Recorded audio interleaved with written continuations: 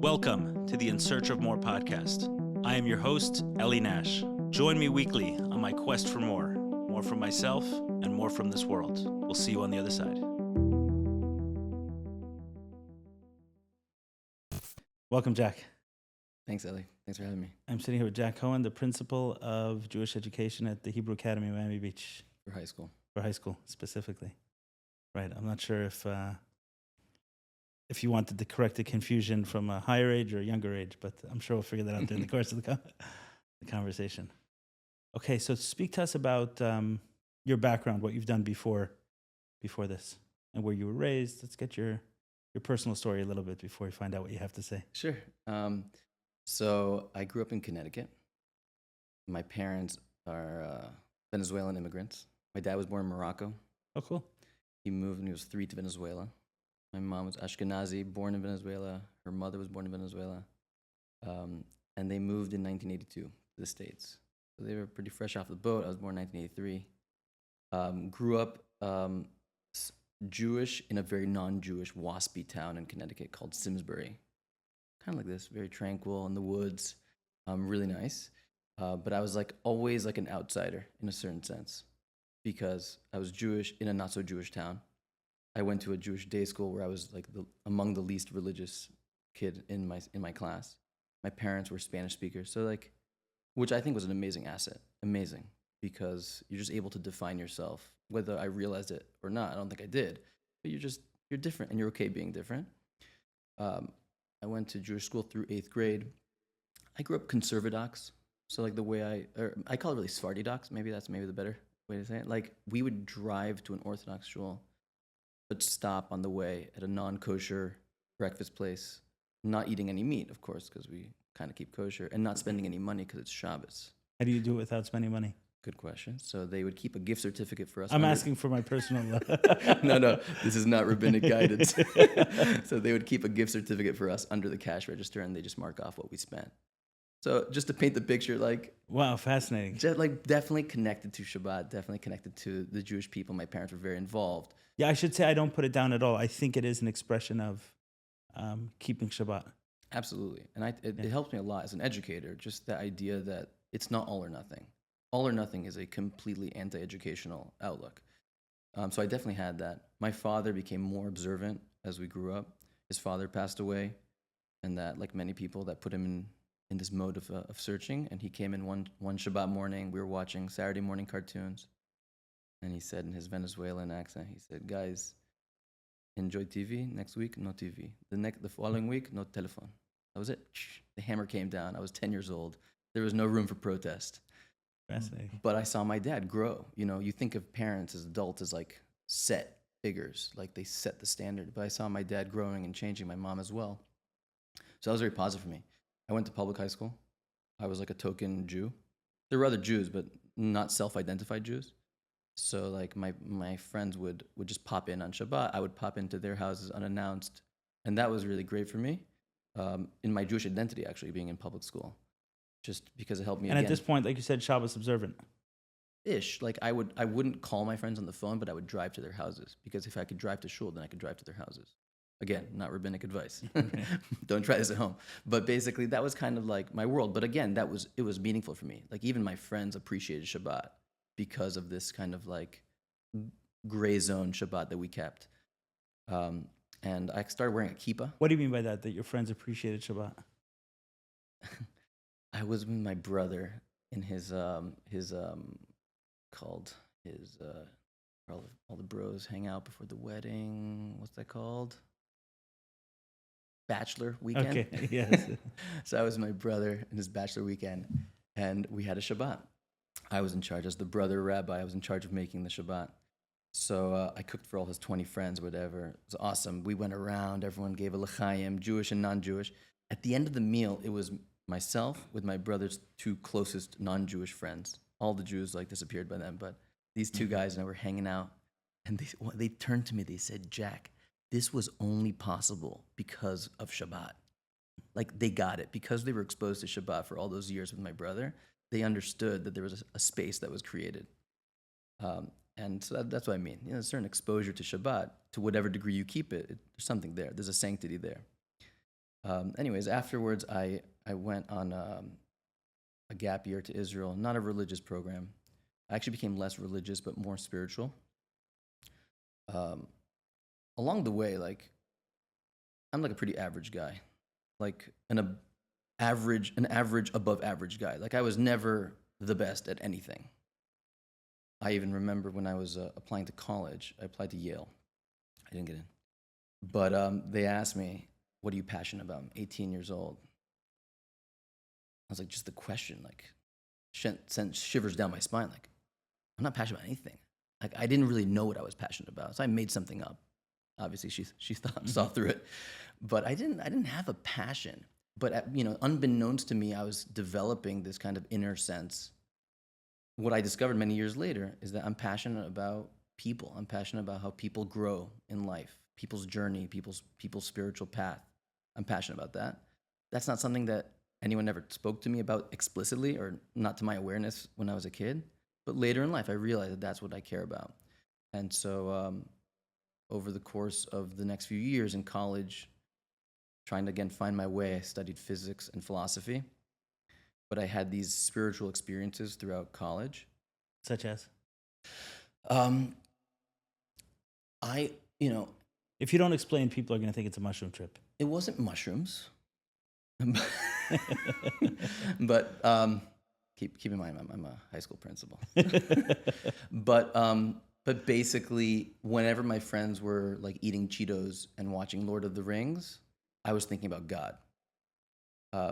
And like, very intensely, I would write down notes and draw these diagrams and paintings that became my senior thesis, which was thinking about God and science, and our place in this world. One of the experiences was in a Buddhist temple in Vancouver. One of the what was in a The Buddhist temple? spiritual experiences was in this Buddhist temple. With all my Jewish friends from my gap year, they thought it would be fun to go to a Buddhist temple. So we're in this Buddhist garden. It wasn't a temple, it was a Buddhist garden. And my friends are laughing, putting incense in front of these statues. And it dawned on me, I had a Jewish education. These are idols. We're a bunch of Jewish kids putting incense in front of idols. And that really got my gears turning. Like, what is an idol? And what is Hashem? It was the first kind of mature adult thought. I always believed in Hashem, but I never really thought about what or who I was believing in.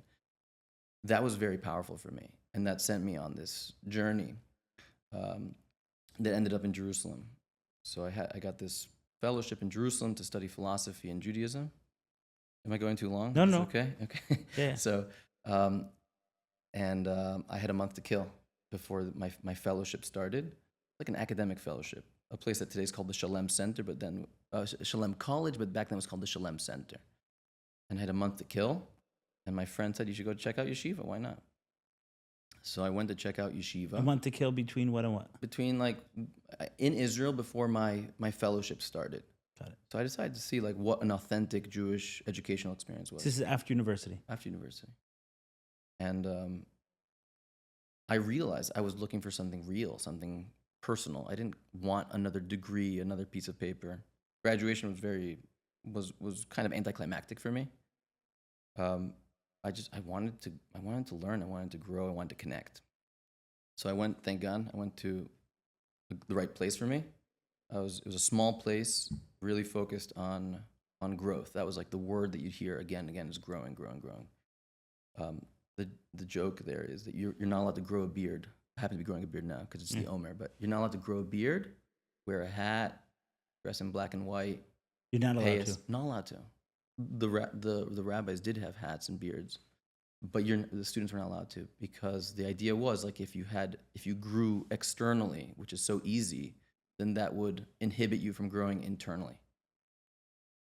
Because you look in the mirror, you're like, oh, what a tzaddik! Look at you! Look at that beard! I like that.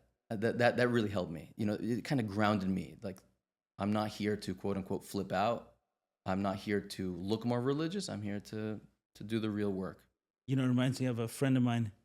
He went to train at a gym years ago, and he's the kind of guy who, when he gets into something, he wants to get all the gear, Right. The accoutrements. There's like, okay, is there a weight belt? Is there a certain kind of shoes I need to wear for weightlifting? And his trainer picked up on this pretty quickly. And he's like, no attire until, there's certain milestones. So if you're not deadlifting 300 pounds, you're not getting a belt. Like, that's not happening. You're not getting any of the, no protein shakes until this happens. Like, let's not get the accompaniments of the lifestyle until you do the thing. So it comes from a good place, I think. People want to grow. And the older you get, the more desperate you get to feel that you're growing. And these physical things, they kind of placate you that you've grown. Like, look at your belt, look at your sneakers. Like, you're like a real deal weightlifter, right? But then when you do that, then it placates you, and then you don't do the real work. Fascinating. But anyways, I stayed in yeshiva for a while. For 6 years, I got married, had a kid, got divorced, and then had to figure out what to do with my life. I went back to the same college, the University of Pennsylvania, as a rabbi. An opportunity opened up to work with my then friend, but former rabbi from Penn. So I worked with college students, sitting on the other side of the table from them, which was. So you weren't working in the university, you were working for like a Hillel or what? We kind of operate out of the Hillel, but it's an independent organization called Meor. Got it. And Meor is basically an education-focused outreach organization, where basically, I would sit in the Hillel, in the Beit Midrash. Back then, there were a lot of Jews at Penn before affirmative action. Basically, it was like maybe 35% Jewish.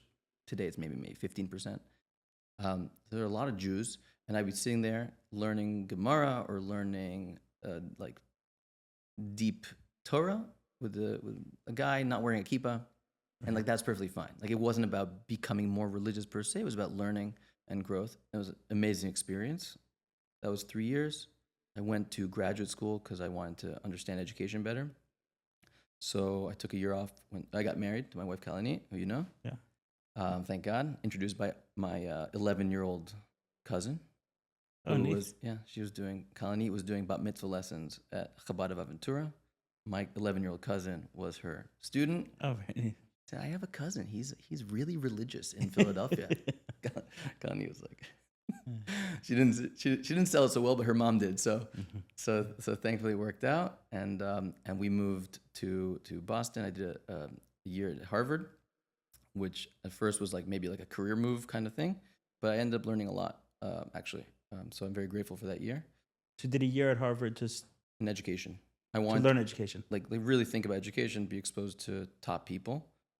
Because I felt like, I was doing outreach, but I wasn't really so thoughtful, or I was intuitive, but I didn't really have ways of thinking through it. So it helped in many ways. Then I went to New York, and I worked with young professionals. Now, there's a big difference between college kids and young professionals. I was just explaining this to my high school students today, that college kids and high school kids, all the more so, they tell you, Rabbi, like, leave me alone. I want to make my own mistakes. Like, I heard it, like I got it, but like I want to learn through the school of hard knocks, so they say. When someone hits 25, 26, 27, 28, like they're like, Rabbi, tell me everything. Like, I want to know, give me all the advice you have. I don't want to make any more mistakes. And in between, what happened is they made mistakes. They were in a relationship that didn't work out. They got burned, and young people underestimate how hard the knock is. The knocks are hard, and then you don't want to get knocked anymore. I learned enough through mistakes. I want to learn through other people's mistakes. But again, amazing experience. And we were talking before we started about how when you speak publicly to a group that's like 19 plus, so different than younger, because they want to know, like they really want to know, as opposed to high school kids feel like you don't get me. You were never a teenager, right? And so that kind of that gap of judgment that I'm working through now. I've been working through the past few years. But anyways, we moved to Miami during COVID, and I was working on Zoom like many people during COVID, and just got sick of talking to people through screens, and decided to jump into the fire. Just before COVID, you were. So just before COVID, I was doing. When I left New York, my wife really wanted to come to Miami. She's from Chile, but she lived in Miami for a long time. She likes to hear the weather. She likes that people are more laid back. So I figured out how to move here. Actually had a vision when very interestingly, when my mother passed away. was like a strange thought, but I think it might have been the first day of Shiva. I almost heard like my mom's voice that like, take care of your wife, move to Miami, she'll be happy there, right? When people pass away, my experience is that you hear their voice almost like more clearly, like their core message, what they would say. So then I figured it out. We moved down here. I was training educators in my field in Jewish outreach, young adult Jewish outreach. But I like IRL, in real life relationships, which by the way, teenagers don't know what that means IRL. because they're so not IRL. They don't even understand the reference. It's only older people. But anyway, so my neighbor introduced me to Hebrew Academy, and thankfully they took me without any experience in schools. They were desperate. And but it's been amazing. It actually reconnected me a lot to my own teenage years, because it's like, again, it's such a different period of life that it kind of like gets put in like this black box, and then you move on and try to forget about it. And then when you go to therapy, they talk about childhood, but not so much about teenage years. It's hard to get in there. It's hard to figure out what happened there. But it's been an amazing experience. Neat. So a few different potential paths. Let's start with your parents becoming more religious at 10. Yeah. And I've heard other people share such stories, and I think it's one of the first times I heard it with very little emotion, maybe even a positive one, that you said you saw a change in him and growth. It didn't sound like there was an association of, I just lost my freedom. I'm thinking of someone else, actually a friend of mine who became religious. I don't know, he has 4 kids, I think 3 or 4 kids. I don't know how old each one of them were, but they were probably between 5 and 15 when he became religious, and how abrupt it was for his children and how it created a negative association with religion as a result. So I'm kind of interested in you being on the other side of that. Yeah. Did I pick up correctly that there wasn't a negative association with the restrictions that were thrust on you, and Well, to what be you think clear, may have happened to avoid that? it wasn't the whole kit and caboodle. It was like Shabbat. My dad's very measured, so it was Shabbat and then phones. He and maybe shopping, like that. Those 3 things. And it was I don't know. Maybe it's also my personality. I was 10, but I'm also not. I tend to be more go with the flow with these types of things. So I didn't push back. But 100%, if parents go too hard too fast, certainly if kids are older, I think the natural course is what you're saying.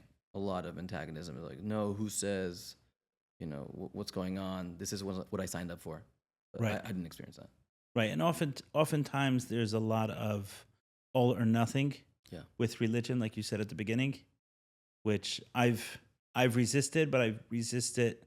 Obviously, I'm coming back towards Judaism. I was thinking about what you said about those Shabbases that are kind of like halfway. Yeah. Yeah. I don't know, for lack of a better word. And people have said it as well when they came to us. It's like, oh, wow, this Shabbos is awesome. The most awesome Shabbos. Like, yeah, there's music playing in the background. This is going back a few years, but right, the kosher of the food is like so whatever, But even so, there was a Shabbos, and doing those things have kind of progressed into. My wife just made our house kosher a few months ago. Wow. Like, we had a child, and for some reason, it was clear to me. I never communicated to my wife. She'll probably hear it first on this podcast, but with my other kids, she gave birth early. And with this one, it wasn't the case. And I just felt intuitively, like, until the house is finished being kosher, she's not going to be ready. Wow. I don't know how long she would have waited if we never did it, but we were on the path. We were talking about it. We had added a second sink, but we didn't kosher the whole. It's a lot of work to do it and change everything and go through the ingredients, and especially when you're not used to it. And our house but there was progressive steps before then, eliminating non-kosher foods in general, but then not being so careful with the mixing, and then eventually being more careful, but doing it out of one sink and then separating, and just kind of that process. But seeing how the Shabbos with music 5 years ago was an important step in that process. Hey, this is where we're at now, so we're going to sit and do it, and this is our Shabbos. So I thought it's useful. The reason I was curious was for myself, just because as I'm progressing on my own path, my kids are experiencing changes as well. course. But it sounds like it's gradual. I think for kids, we as adults think we need to be set. I'm an adult. I'm a dad. Like I need something stable, and I think kids do need stability. But I don't think there's anything wrong. And as I said, I think it's a beautiful thing for kids to see not just the static example of parents, but the healthy growth example. My dad's still learning. My dad's still growing. Yes. I think is a beautiful thing for me. Just even seeing my dad, we would pray at home Friday nights. We live far away from a shul, so even just seeing my dad like take 3 steps back during Friday night tefillah, it was just the three of us, and he would like close his eyes and he would, like you did before the podcast, he had to he would exhale. Like, wow, my dad takes this stuff seriously. And he wasn't doing that last week. He just started doing that this week. And he just read Aryeh Kaplan's Jewish meditation. Like, he's integrating it. Yeah. That's awesome. What an amazing thing to see your dad is still growing. It's like a lifetime of growth ahead. Yeah. That's beautiful to be able to take that away. And I think some of it also was because of the way it was imposed on you, meaning the changes that he had. Mm-hmm. And you have siblings? Yeah. Younger brother, younger sister. Do they have a positive association, negative? Do you know? I think positive. Yeah. Yeah. Yeah. So I was thinking, had it been, it's one thing to see his changes, but if they're thrust on us too aggressively, then Yeah. it could create negative associations. Yeah, always. Dramatic changes, I think the organism just resists them. It's interesting. We're in the Omer now. The Omer is every day you count. It's like incremental growth. But it's always juxtaposed to Pesach, the day we left, which is not counted, which is Right. all about chipazon. It's all about fast growth. Because there's certain decisions, and they're few, I think, compared to the number of Omer type decisions, that it's either you walk out that door and leave Egypt, or you don't. Right. You can't kind of walk out the door, right? And that needs to happen b'chipazon, fast. But most of life is this incremental, slow, organic, healthy growth. And otherwise, there's a rejection, a natural rejection. Yeah, my wife asked me so many times over the last few years, like, do you want me to start keeping Shabbat? Do you want me to start? And I said, I want you to do what feels real to you. It's not just because I started doing it doesn't mean I want you there as well. I don't want you to feel that pressure. I think eventually she liked what it felt like, that she started enjoying it more, that I was keeping it. And then she said, okay, I'll join you as well. And I think those were kind of a little bit of tests. Like, was I going to use the moment? Well, probably part of you would have preferred if she did, but you. I didn't think it was sustainable. Yeah, Right. You're reading it exactly correct. Yeah. There was a part of me that said, yes, would be nice to meet you Right. in this way, but another way that said that's not going to be sustainable Right. either. Right. And it comes with resentment. Yeah. It's like, if it comes with resentment, like, please don't. Right. Exactly. Not worth it. Yeah. So if this is where you're at now, then go ahead. It was funny. The first Shabbat she decided to keep, she right away jumped on one of the kids for something. And I think it was something like, I don't know, opening the fridge and the light was on, or I don't know exactly what. And I was like, wow. I was like, I didn't say nothing for 3 years. You decide for 1 week and you're going to jump down their throats. Said you make them hate religion. So you're just like, you're right. It's so hard. I'm always like impressed when couples and families are able to grow Jewishly without any casualties. I'm very impressed. That's a healthy family, right? I mean, it's a very. I actually thought of this during COVID. Actually, we lived in Manhattan. There were like 2 halachas basically. Like, you had to wear a mask and 6 feet or whatever. Right. Those are 2 halachas imposed on the city of New York and most of the world. People were so aggressive about it. Like, you'd be walking the street and your kid's mask was like slightly below their nose. They jump down your throats. People would literally say, hey, your kid's mask is below their nose. We're good. So in a family with trying to keep halacha to whatever degree, where there's hundreds of thousands, millions of halachas, and you're able to still like each other, that's a real sign of a healthy family, I think. Right. I've heard it said that with religion, anyone who does more than us, we assume they're a fanatic, and anyone who does less than us, we assume they're a heretic.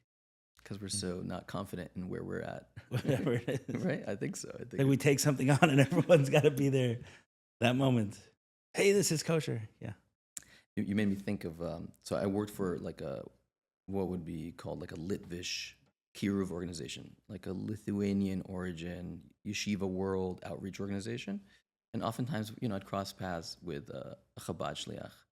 I grew up very, very friendly, exposed, very close to Chabad. My kids go to a Chabad school now, to Lennar. Oh, cool. But there's always this kind of like tension. And among other things, one of the tensions is for whatever reason, without maybe going into it, but in Lithuanian outreach, it's about taking the person to become like a stable, healthy, fully committed Orthodox Jew. That's kind of the vision in most of these organizations. Whereas in Chabad, it's very much like granular about like the mitzvah. And there's stories about the Rebbe like being hesitant about that pressure of even the notion of kiruv. There's many stories of him. What are some stories you've heard? People would say they work in kiruv, and he would challenge them, and he would say, "How do you know who's karuv?" Right. Just the whole premise of the whole thing. I'm karuv. I'm close to God, or I'm close to Torah, and they are not, and I'm going to bring them close. There's a certain hubris and yeah. But I'm oversimplifying. Yes. But I kind of, the way I resolved it myself and in conversations with these shlichim over the years, like, if you value someone becoming, quote unquote, from observant, being observant is made up of keeping a lot of mitzvot. So you have to value the guy who's putting on tefillin or shaking lulav in the street, because what's being observant if not a lot of that? Right. And if you value a single mitzvah, shaking lulav, wouldn't you value like a person shaking lulav every day of Sukkot for every year of their life? Like, wouldn't you prefer that? So I think it's just a matter of focus. That's the way I see it myself. And I think the beauty of Chabad, the reason people are so attracted, is because it is kind of low pressure. It is just, people look at it so black and white, all or nothing. The fact that someone's like, yeah, I'll come to your house, I'll put up a mezuzah. Yeah, I'll kasher your plates. It's like, great. You have no other agenda? No, it's great. It's beautiful. What an amazing thing. So I think that's what makes it so attractive. But of course, if you really believe in that, I think, and people are willing to help them go the distance, is to keep pushing. I heard a story from Rabbi Shais Taub. He said that there was I think he said it was a pharmacist for some reason who had a son who became religious. And when he came home, he started harassing his parents about everything. The kosher and the Shabbos and the driving and the working and just everything under the sun. And the father was getting really bothered by this. And he's like, who do you get these ideas from? This is, like, suddenly this is good. You tell me, like, this is good. You come to my house. You want to make changes. But to impose all of this and to create rift between us in the name of holiness, this is not okay. They're going back and forth. And he said, I want to talk to your rabbi. So I guess this was the early days of the Rebbe when he was more accessible. And his child said that, comes from the Rebbe.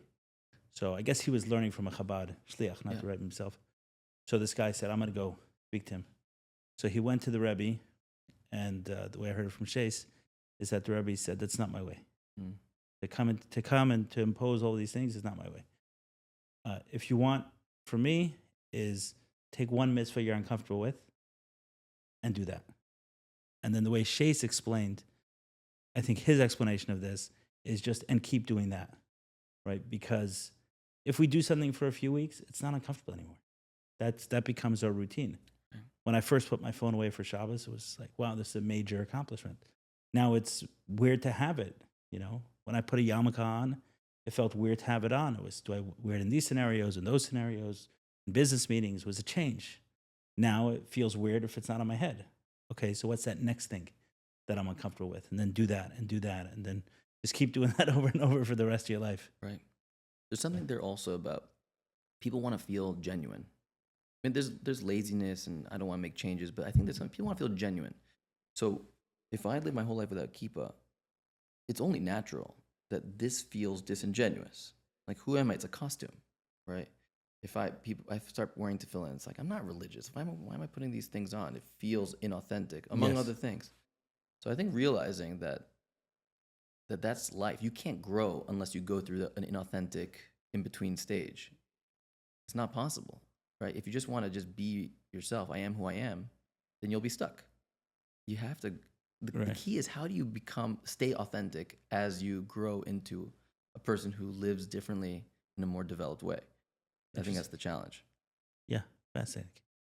Okay, the other topic the thread I wanted to pull was on education itself, because Yeah. you said that you spent a year in Harvard to learn, I think the words you use, how to think about things. That you were doing certain things intuitively, but how can I think about education? So give us examples. What is the difference between someone who's intuitively educating our children and someone who's trained in educating? What does one learn that the other one doesn't? I think that's a great question, which I'm glad you're asking it. I think some of the best educators, Jewish educators for sure, are intuitive, and they've just honed their intuitions. So I don't want to disparage because you didn't get a fancy degree. And to be perfectly honest, in a place like Harvard, there's very little training in how to teach. That's not really what they're doing. Most of the stuff they're doing is actually ideology, woke ideology. That's the truth. I avoided those classes, but it was everywhere. But I think just thinking about principles, I'll give you a key principle that I come back to a lot, which is that teaching is not about teaching. It's about facilitating the learner's learning. It's just very typical that a teacher wants to teach. That's why they went into teaching. But we think that teaching is me talking, and the more content I give, the more I've taught, which, if you think about it, is for sure not true. For sure not true, because it depends how much was absorbed by the learner. Right. So, just even thinking about what activities can you do, what kinds of what's the prompt that gets people going. I'll give you something I just thought about because of the Seder. We just run the Seder. So the Seder is really built around the She'enu Yodea Lishol. Of all the kids, Chacham, Rasha, Tam, and She'enu Yodea Lishol, that doesn't know how to ask. So we think that if someone doesn't know how to ask, so then you ask them questions. That's kind of I think the intuition, the instinct is someone is bored, disconnected, disengaged, ask them a question. And I think teachers do that instinctively in class. It doesn't work. I mean, if you try it, it's like pulling teeth. And the kid feels that you're trying to trick them. You're asking them a question. They feel like you know the right answer, and they're hesitant because they know you're going to tell them they're wrong. It doesn't create a good dynamic. The Haggadah suggests the opposite. Suggests do something weird, like move the Seder plate, like wash your hands without a bracha, dip a piece of celery or parsley or whatever, right? And be like, the kid's like, wait, what? What was that? Oh, now you're talking. Right? Once you get the kid to ask, then you can work with their question. But until they are asking a question, so you can give content, but it's not gonna go anywhere. They're not gonna absorb it. So that happens to be a classic Jewish educational principle that for me was validating to hear in the hallowed halls of Harvard. It's actually amazing. I was in this place called Project Zero, which is like their fancy lab for whatever. Most of psychology research and education research is basically formalizing intuitions, right? But I asked the lady after all her fancy presentation, I said, what is the most valuable practical insight you have for teachers? So she's like, that's a really good question. So she thought about it and she said to me, it's a tool we have called I used to think, now I think, which in Gemara terminology is Hava Amina Maskana. The whole Gemara is built on premises that you had, that you thought were true. Right. Then thinking about a challenge that challenges it, and then resolving it and coming to a paradigm shift. The entire Talmud is built off of that structure. And she said that is the greatest way to learn. The greatest way to learn is actually to realize how you were thinking about it incorrectly, then understanding what challenged that incorrect thinking, and then what is the way you think about it now. So is that the greatest way to encapsulate something that I've already gone through the process, or actually to initiate the process? I think both.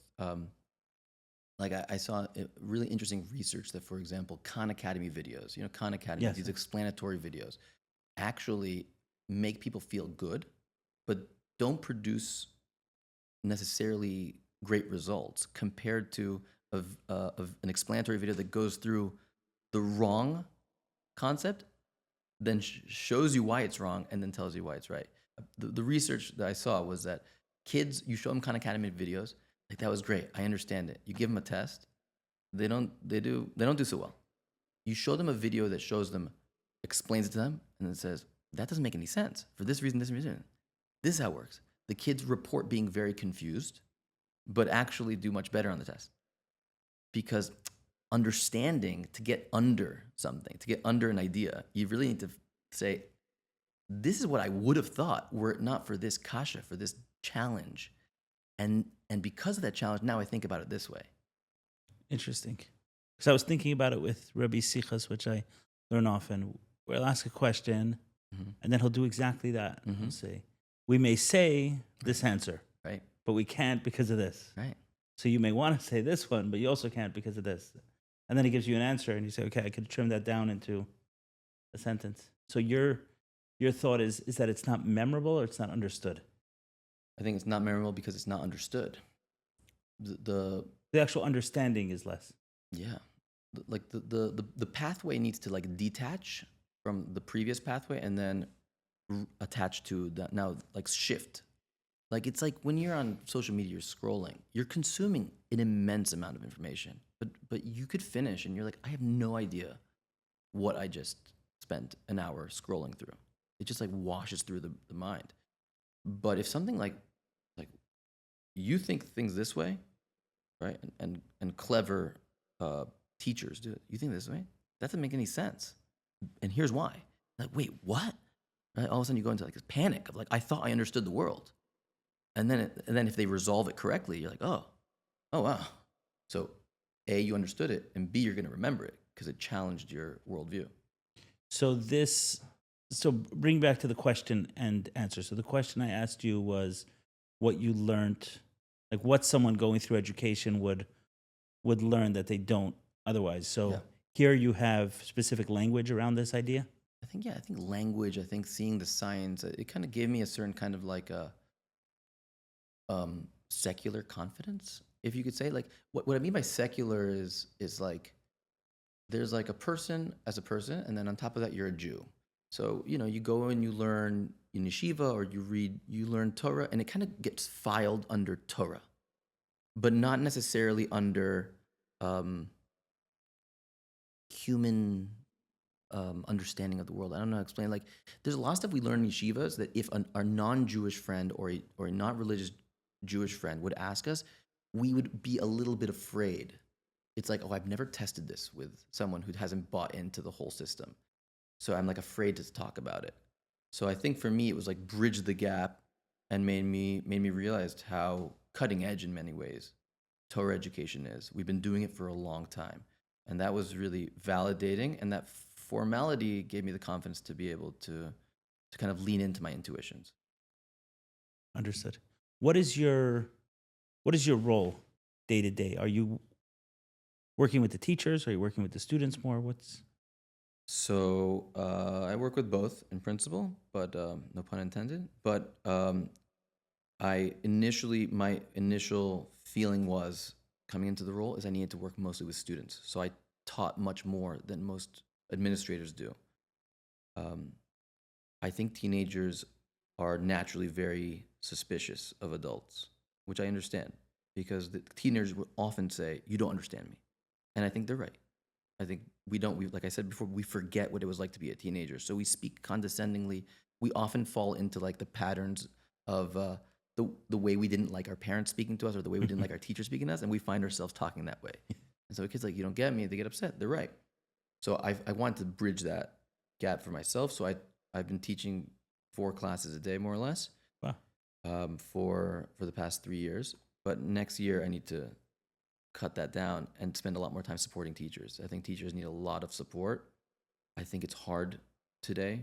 I'm sure every generation has said this, but I think it's very hard today. Kids are very distracted. There's a lot going on, like under the hood, a lot of anxiety and sadness and loneliness and whatnot. And they act up. And so classroom management is hard. respect. There's not so much respect, to be honest. And that's like an endemic problem, I think, the lack of respect. An Israeli teacher who was working for us, he said to me the first week of school, that was there, he said, these American kids are so disrespectful. He said, they have so much chutzpah. I was like, what chutzpah? To be an Israeli guy to tell me that American kids have chutzpah, right? There's no chutzpah like Israeli chutzpah. He said, no, Israeli kids have chutzpah. They'll tell you, lo bali, I don't feel like doing it. But an American kid will tell you, I'm not going to do it because you didn't teach it to me right. And then you'll call the parents, and the parents will say, it's the school's fault, right? That's signature American chutzpah. So I think there's a lot of that in our society, and so I think it's hard. And so teachers need a lot more help, strategies, and like just confidence and just support. Like, I've got your back, as they go into the trenches every day, and to not become confrontational with kids, because I think that's the tendency. The kid has chutzpah, and the teacher clamps down harder, Try to overpower it, which makes it worse. Yeah. You mentioned sadness and anxiety, and I mean, I know you haven't been working with kids forever, but the way you said it, it sounded like specific to this period of time. Do you have a sense of? Yeah, I mean, all the data seems to be like. I'm in the middle of this book that everyone's been reading, The Anxious Generation. I don't know if you've seen it, Jonathan Haidt's book on the impact of phones and social media, especially on kids, especially on girls. And like, if you look at the data in 2010, basically, it's basically a hockey stick of increasing anxiety, depression, loneliness, suicide, self-harm, all these things, eating disorders, pretty much everything.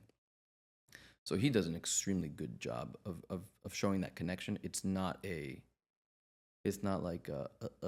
a theory hanging from threads. It's like a really developed thing, and you see it. Kids are they're anxious in large part. Super simple. They're tired. These kids are not sleeping very well today because they're on their phones till very, very late at night, basically until they pass out. So then they have to wake up super early to get to school. They're exhausted. That's just simple. I think just starting point.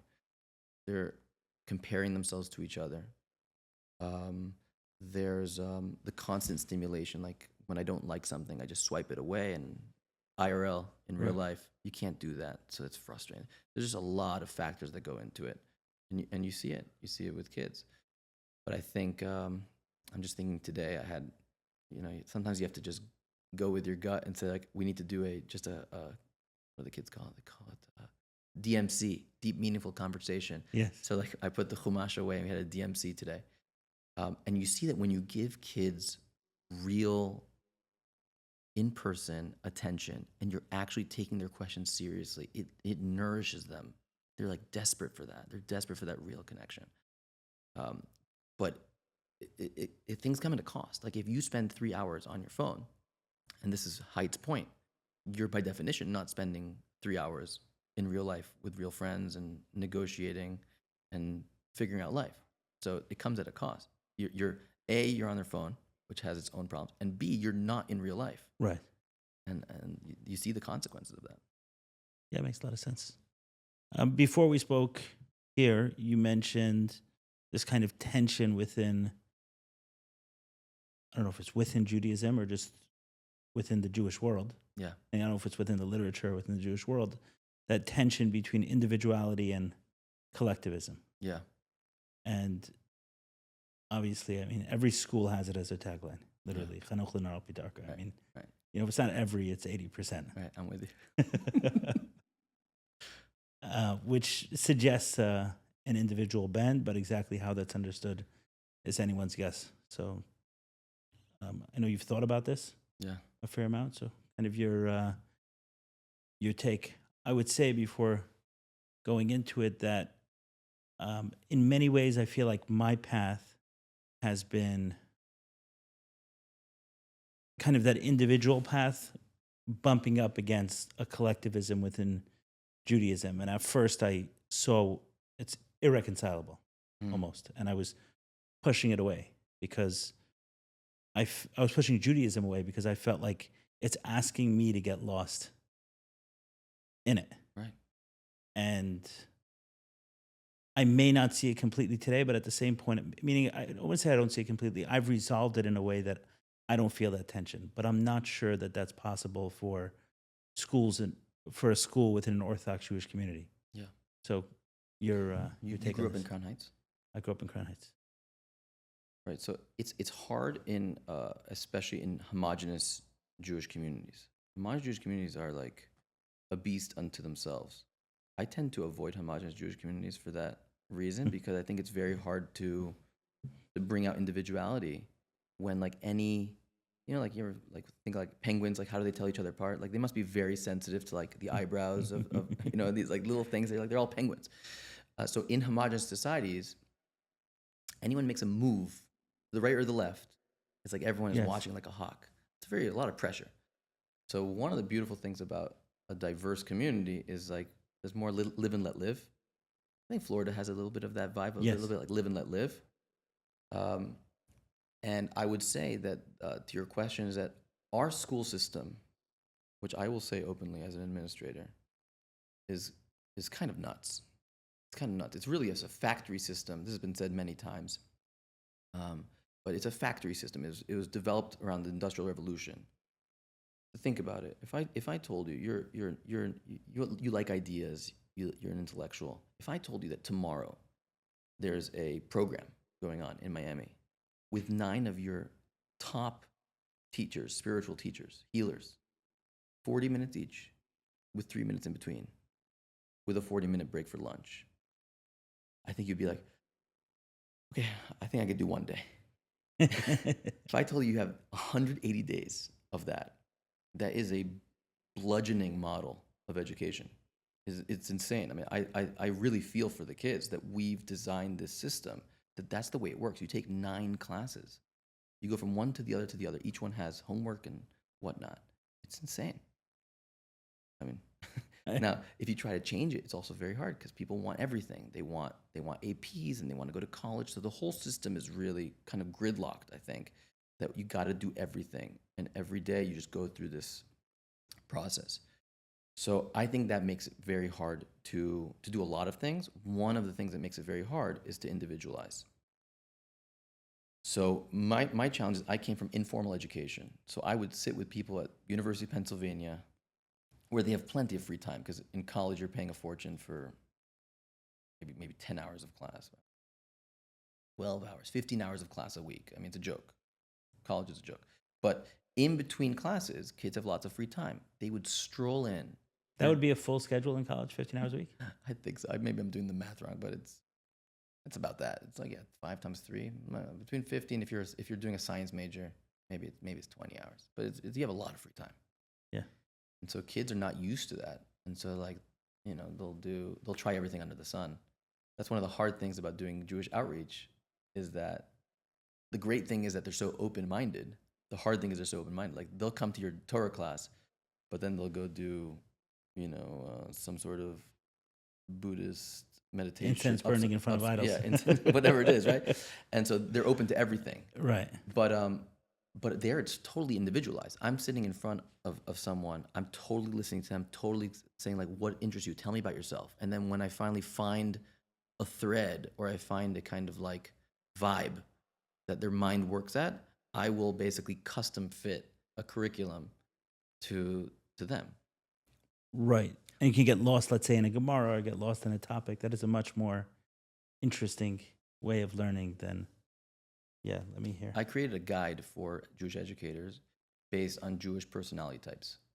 So like there's like the philosopher type, which is rare.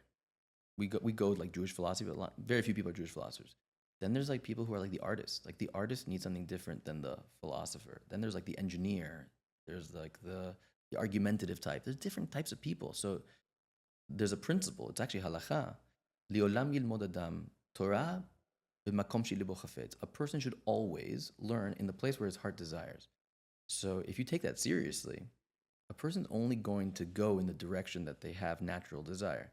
So you can do that in informal education. But then they stick you into this factory that's called a school. And you got to work with a curriculum and you got to get skills, and it's every day. It's harder to do.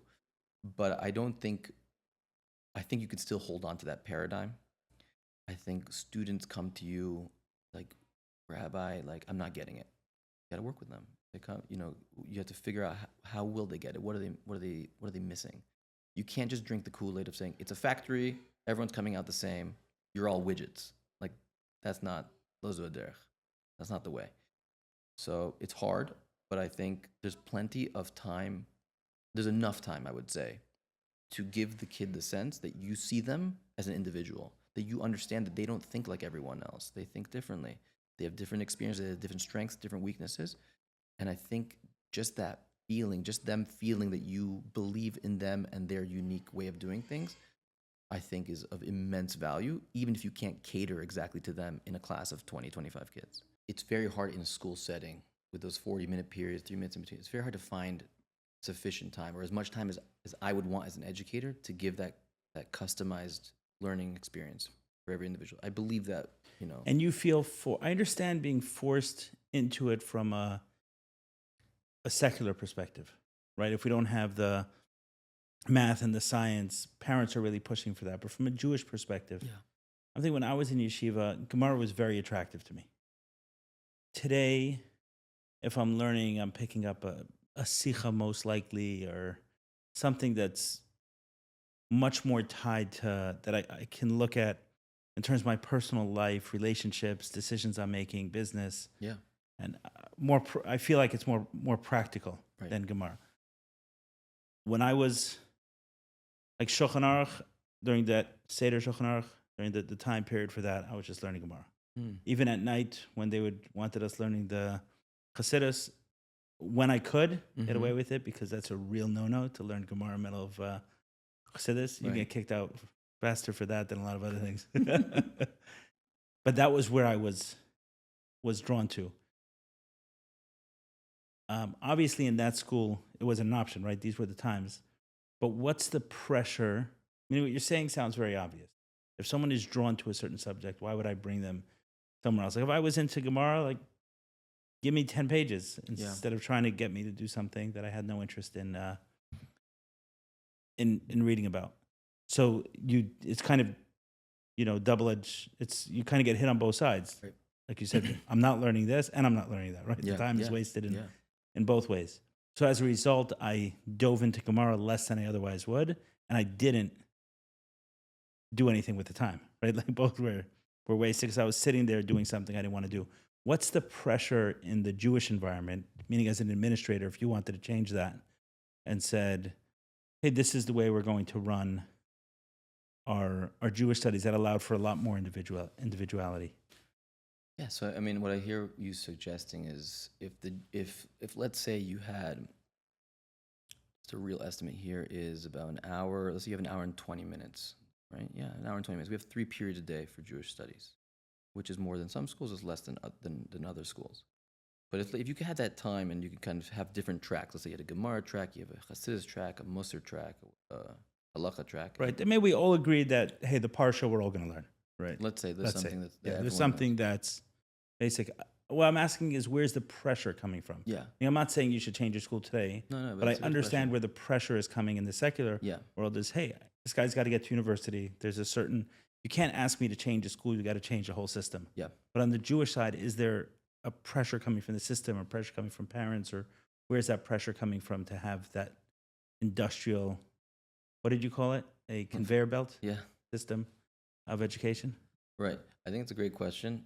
I would say that the problem is in the initial stage of education is that if you don't expose kids to the ecosystem, they won't even know what they're attracted to. If you let kids choose what they eat from a very young age, they might only nourish themselves from chicken nuggets, right? I actually know a kid who would only eat dinosaur-shaped chicken nuggets. Because if they're choosing from the beginning, they don't even know what other food tastes like, right? And I think it's important at the beginning to kind of give them enough exposure that they've tasted it. So, for example, Gemara, I hated Gemara, like really disliked it. Because of my, I took it 5th grade, 6th grade, 7th grade, 8th grade. It was enough for me to make it hate it. My first year in yeshiva, I really didn't like it. It was just in Aramaic. It's about weird cases that I'd never thought would happen. It's just not my thing. I was much more philosophy, deep mysticism, spirituality, all that stuff. So if someone would have said, just do that, don't worry about Gemara, I could have gone years. It took me about 2.5, 3 years of learning Gemara oh, I get it now. Gemara is trying to unleash your common sense on complex life situations so that you can live with that sophistication in real life. Right? It's like, whoa, I didn't realize that, right? One of my mentors, he says, the sugyas of life, the sugyas of the Gemara are the sugyas of life. It's Barry Klein, he said. He actually works with kids who have been in the system, but like kind of like floating through. Right next to the Mir Yeshiva in Mea Shearim. And he kind of like makes them realize like what you're saying is not common sense. It's not because you haven't learned Gemara, it's because you're not using your brain. When I've seen kids, when they finally understand that's what Gemara is a refined common sense. Whoa, like every sugya, every part of the Gemara is different, and they start applying it to their lives. So you have to have a certain critical mass of exposure to know if you're attracted to it. It's training us how to think. Gemara is training you how to think. Yes. Right. So there's some people who can be exposed to it and then they're still not attracted. The Arizal says that people should ultimately learn what they're hungry for. Right? Just like you're like, I need a banana. Maybe because you need potassium, right? It's like your body's telling you need some. So it's like you should do it because that's where your tikkun is. But I think initially you can't even hear those signals from your neshama because you don't even know what it is that you're consuming. Right, so you need that exposure. So I think that's why it's important. We kind of divide the curriculum into like Gemara, Halacha.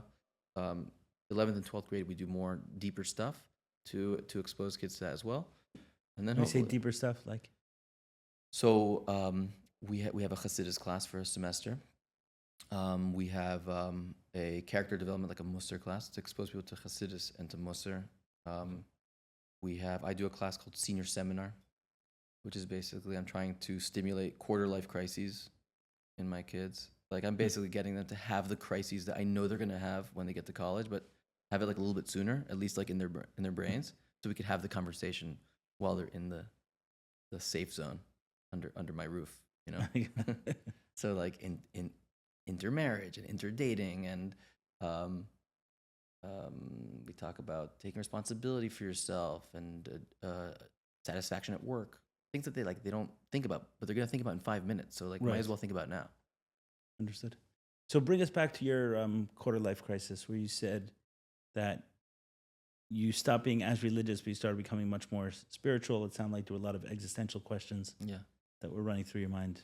What was that? Personality? Was that a circumstance? I have this painting I made during these things that my parents and especially my grandfather, Alav Shalom, was like really freaked out by, because they're like, he's a disturbed kid.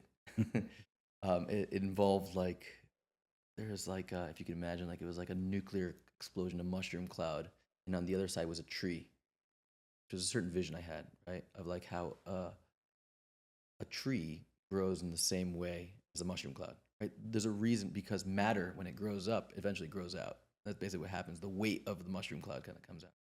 So I had this like vision of like knowledge and whatnot. It was basically a tree of knowledge. What I'm telling you, what I'm trying to make visual for you is like the neshama is very big.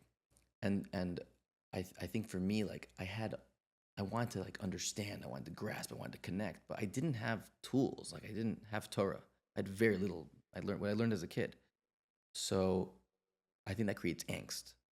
Angst is like the mismatch between the light that you're experiencing and the hardware you have to be able to channel the vessels, right? To channel it. And so I had a lot of angst. Coupled with that was like, I didn't know what I was going to do with my life. Like here it was, like the most meaningful things in my life were these spiritual experiences that I couldn't even talk to my girlfriend about at the time, because it was like, what are you talking about? Like, you know, so I would just kind of like keep it to myself. So I think that was my quarter life crisis. I was looking for those vessels, and as I started learning Torah, I started realizing, wow, this is these are tools for channeling the natural light that the neshama senses, and that was extremely satisfying. And it immediately feels like you feel like at home. You feel like a certain kind of menucha that like this is what your body needed. Bring us into the experience in the Buddhist temple, Yeah. because I've wondered that too. What are idols? Because on the one hand, it's just an idol, Yeah. right? It's nothing. It's just, on the other hand, it's a pretty big freaking deal, right? You have your awakening right there. Yeah. You could say, oh, it's just a piece of wood. Well, if it's Yeah. just a piece of wood or just a piece of metal or whatever it is that you're burning the incense to, if it was totally meaningless, then it wouldn't matter that someone was burning incense to. Yeah. So there's some meaning that's 100%. not a good enough meaning. Right. But what is it? Um, I'm not asking you like what it is. Yeah. How did you resolve it for yourself? Like what was Yes. going on? So I would say the words that I can put it into now, and this is actually thanks to a friend of mine, who you should interview, by the way, is Moshe Gersht, who's I've heard his name a few times. he's great. A couple people recommend it. He's a really close friend of mine. And he said something to me. He said it in such a beautiful way. He says, the truth is that God does not exist. Because when we say things exist, I exist, this chair exists, this microphone exists, we can't say the microphone exists and God exists, as if the microphone exists in the same way that God exists. That is a complete diminishment of what God is. God is not a thing that exists in reality. God is existence, and everything else exists within him. That's pretty much what I experienced. It's funny how things like you learn as a kid, they're like meaningless when you hear them the first time, and then they come to life later in life. In my sophomore class in public school, Mrs. Dobeck, Carol Dobeck, I think her name was, she made us read this thin book called Flatland. You heard of it? No. Crazy book. It's about a circle that lives in a plane. And the circle is like the nobility of the plane world. There's like triangles and squares and pentagons, and the more sides you have, the more kind of like elevated stature. So the circle, which basically has infinite number of sides, right, has no edges or Right. corners, is like the highest. At some point, the circle. Spoiler alert for your, skip Yes. if you don't want to hear the ending of it. But the circle meets a sphere. So the sphere is like above the plane, if you can picture it, talking to the circle. And the circle's like, I don't see you. Turns around this way, turns around that way, doesn't see the sphere. And the sphere eventually says, I'm going to introduce myself to you. Ready, watch. And the sphere passes through the plane in which the circle lives. So the circle sees like a line that goes big, and then, can you picture that as Okay. the sphere goes through? Yeah. And the circle's like, whoa, like, what was that? It's like, I just passed through your world. And he's like, can you do it again? So he does it again, whatever, until the circle starts to experience like multi-dimensional reality. And at that point, the sphere like lifts the circle out, and he sees his whole world from above. That came to my mind in this Buddhist temple. I understood that basically an idol is anything that exists within the world that is treated as like the ultimate reality itself. By definition, if it's a thing in the world, you're eclipsing the larger reality in which everything is contained. This like multi-dimensional reality. And that kind of like gave me this like feeling of So the analogy, the idol would be the line that's kind of constricting the view of everything that's in it. Yeah, anything in the world. So like in that world, the circle was like worshipped as, the circle, because that's the highest thing they can imagine is the circle. They can't imagine any shape that's more perfect than a circle. Right, because we're in this. Yeah, in this limited thing, and you're picturing things in reality. So anything in reality, whether it's a sculpture or whether it's the sun, or any Zeus or whatever, right? Anything that you're picturing in reality, if treated as the be-all, end-all, is an idol. So only that sense of openness of all of existence that unifies everything, that's the only way to go. It's either that or it's an idol. Oh, understood. It's either, as in the words of Abraham Joshua Heschel, God is either of ultimate importance or no importance at all. The idea that God is existing. God is everything or nothing, I think. Exactly. Right. Everything is attributed to Mark Twain and Albert Einstein, so one or the other. Yeah, this was Abraham Joshua Heschel, who was he actually was insulted if he was called a conservative rabbi, but his He was books, insulted by conservative or rabbi? No, he comes from a long line of Hasidic rabbis. The Abdurav, I believe, was his grandfather, But he was like too broad of a person for like the Orthodox world, and so he kind of found his place in the conservative movement. And to this day, he's still revered in the conservative movement. But he was a frum person. He was one who marched with Martin Luther King Jr. Very poetic, deep soul, very like into like deep Torah that wasn't maybe appreciated in the yeshiva world. But his books actually really spoke to me. So like poetic and deep, and he says this idea. So I think that sense of the grandeur, the all-encompassing, that really drew me to Hashem, and then to figure out how this plays out in my life, which is Torah. So when you're describing this quarter life crisis for yourself, was it angst or more than that? Like, what are we? Spiritual angst. Spiritual angst is a good thing. Yeah, it's a very good thing. Yeah, it means you're searching for more. Yeah. Right. You're looking for more. You're looking for more than what life in its current formulation can give you. So the form of your life has to transform. Like you just need different vessels so it pushes you to look for something radically different. I was in the Costa Rican rainforest when I decided I wanted to be a rabbi. I took these books as Heschel books, and I was living with people who slept on the floor, basically ate rice, What were you doing beans. I was searching for myself. I mean, I went supposedly to volunteer, but we know like I was just looking for meaning, something like primal, something real. It really affected me. I don't know how much I helped them. I tried, but they affected me because they lived so differently from me, and they were happy people, and it just made me realize like I don't need to live life the way I've envisioned it, imagined it, the way it's been told to me. There's different ways to live life. So ironically, living with these indigenous people helped me become more religious because it helped me question like the box. box. Yeah. Is that something you try to teach your students to question the box? Yeah. Because I was thinking about it with my kids. It's like when I tell them something, there's a part of me, I guess I'm deranged or something. There's a part of me that doesn't want them to listen. Like I want them to push back and do you know what I mean? Totally. I get scared if they're too compliant. Yeah. The schools are going to kill me. It's funny because I'm more of a compliant personality. My wife is a totally iconoclastic person. Right. So we're a good shidduch. It causes tension sometimes, but it's like my wife loves that. My son questions everything. He's 7, but he'll always question the box. Like that's his nature. He's like my wife, and she loves it because it's such a healthy thing to be able to question the premises of what you're saying, right? Right. But the flip side is that if you break down everything, then you don't have humility to accept basic principles. I'll give you an example. In science, if you don't question the premises, you're not going to publish any new science, right? Right. New science comes from questioning what everyone just assumed, the Kool-Aid everyone drank. But you're not going to rediscover all of science since the beginning, since like Isaac Newton until today in your short lifetime. So you got to be able to like at least provisionally accept the boxes that people are working for, because apparently the boxes work.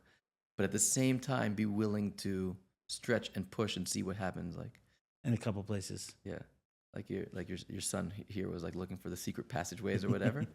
So it's awesome. Kids are so awesome because like they're like, I wonder what happens if I push here, pull here, twist this, right? Right. So that's a great thing, as long as they also are trained to appreciate that if the boxes have worked for hundreds of years, there's probably some usage for them. Like in the meantime, until you figure out a better way to optimize it, check it out. Work within the box. Yeah. I mean, there's a lot that's thrown on. There's a lot that's thrown on us, but I was thinking as an educator is that if you why individuality and that kind of push to think outside the box is not thought so much is because you end up hurting cats at the end. Meaning if you're too effective in this message of thinking outside the box, then every box gets to be challenged. Which you challenge some big ones here, right? Why are we doing the whole school system in this way, right? If you ask that question, then if every kid in the school starts to ask the question, and then you can ask the question in different ways, that it's actually ineffective. It might be bad for me. Mm-hmm. I may be going along with something and I'm going to have to undo at a later time. I have to work twice as hard. So when you keep pushing it, then you can end up with a real question. But I think maybe one of the ways to kind of like temper that is that America's very into like be different, dare to be different. Right. But I think if people are trained to try to be different, right, you want to stand out from the crowd. You're kind of overlooking the fact that you are different. You're like spinning your wheels, like looking for what can I do that's different. There's something that happens, I think, when a person settles down and is not trying so hard to be different, that you discover your natural voice. So I think it's a bit more of a subtle sense of individuality, which is the way I think I think about it more is individuality on the soul level is like a very subtle thing. The way people think, the kinds of ideas that attract them, the way they put things into words or the way they express ideas in metaphors tells you a lot about their unique fingerprint. And I don't think you need to break down so many walls to discover that. I find that people can find that individuality without breaking stuff. You know, just when things like settle. You know, if you're not in a rush, you're on a hike. You know, you go on a long hike with someone, you start to hear them and identify their individuality much more than tell me why you're different. How are you different from everybody else? What distinguishes? They're gonna look for things, but they're looking as opposed to just talking. Right. I guess if everyone's looking to be different, then that becomes another box. Yeah. Yeah. So talk more about the this individuality versus collectivism within Judaism, like Yeah. maybe more in terms of the sources, how Judaism sees this tension. I've been on this thought recently.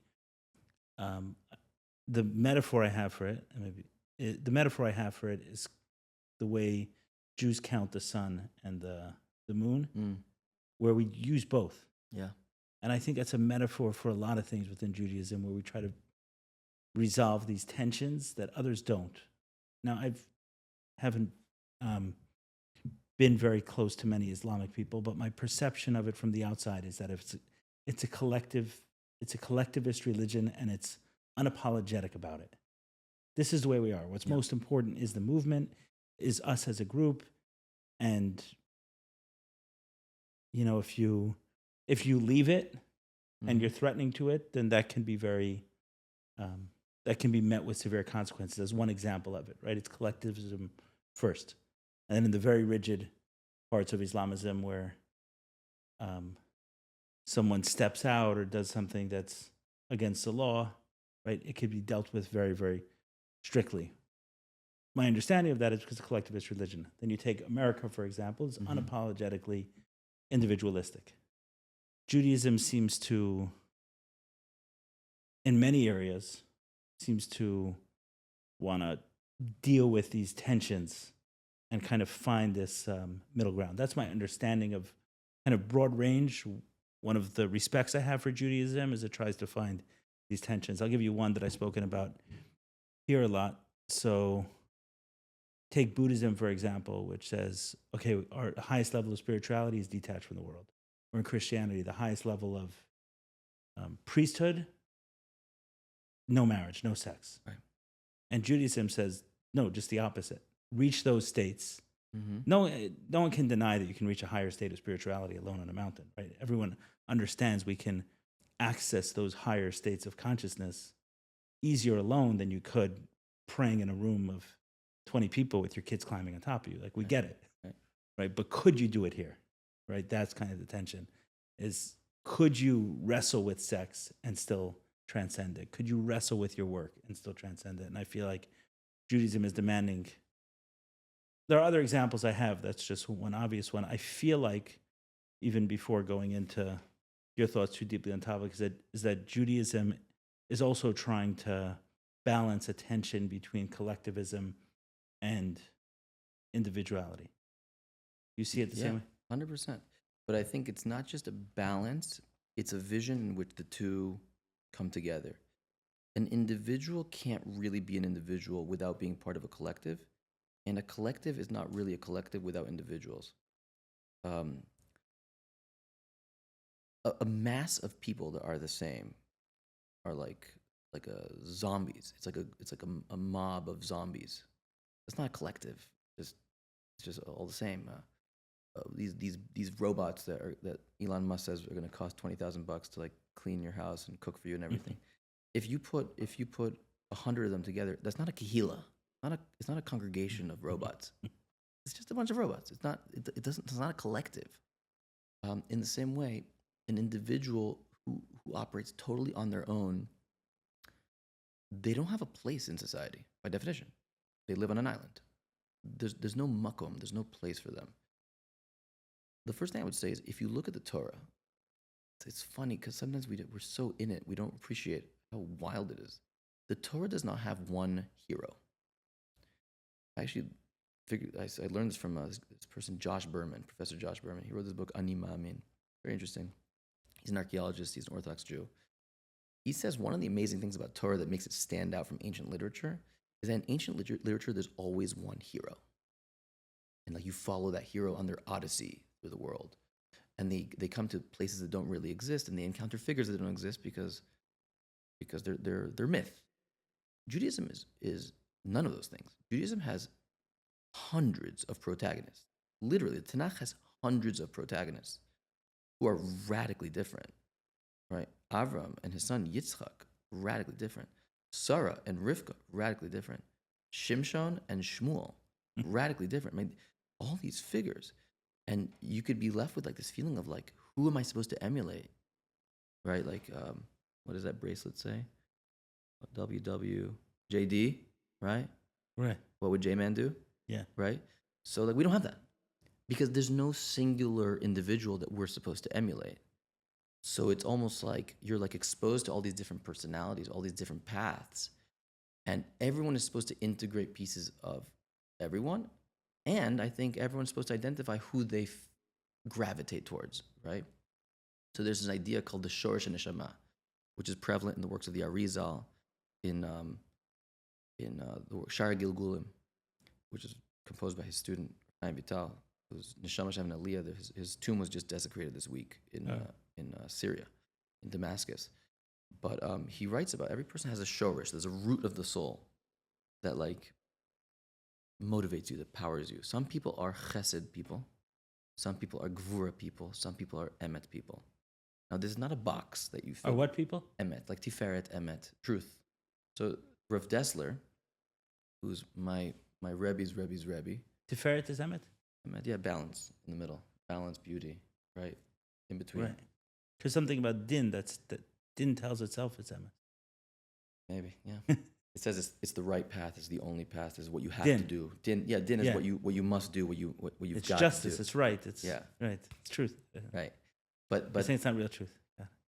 it's not the full truth. Right. It's true, but it's not the full truth. Yeah. Right. So you have Avraham, Yitzchak, and Yaakov as that paradigm. Right. So Rav Dessler kind of really brought this down to a digestible level that if you walk into a room of people and you automatically, without you trying, automatically you're like looking at people and you're trying to see like who's there, like in a high functioning level, you're trying to see like where are you needed, where can you help, right? Mm-hmm. That's chesed. That's a natural kind of like attraction of a person's consciousness that, according to their reasons, comes from a very deep part of the neshama. Your neshama is rooted in God's trait of love, as opposed to someone comes in and they naturally think of what must I do? What does God want from me? Now, you can go and help someone, but the reason you're going to help them is because of that sense of obligation. That's coming from a very deep part of din and gvura. Emet thinks more synthesis, is trying to think like more in terms of systems, in terms of big picture, in terms of like what makes the most sense, right? That's more of a Yaakov person. So if you look at Avram, at Yitzchak, and Yaakov, you really see that these spiritual personalities are very clear. And you can find resonance in one more than the other. Right. So everyone's supposed to learn from everyone, but it's okay, and it's meant to be that you're supposed to find attraction more to one. And I think the more you kind of embrace that, two things happen. One, you become more confident. You can chill out a little bit because like I'm different. Like I don't have to be everything for everyone. I'm who I am. And then you become more open to others and like appreciate that like we're talking past each other until I realize that like you're just coming from a different place. You're explaining things in terms of obligation because that's your jam. You're a mission oriented person. I'm more of a chesed person. I don't think so much in terms of mission. I believe Hashem obligates me. That's not the way I process reality, Right. and that's okay.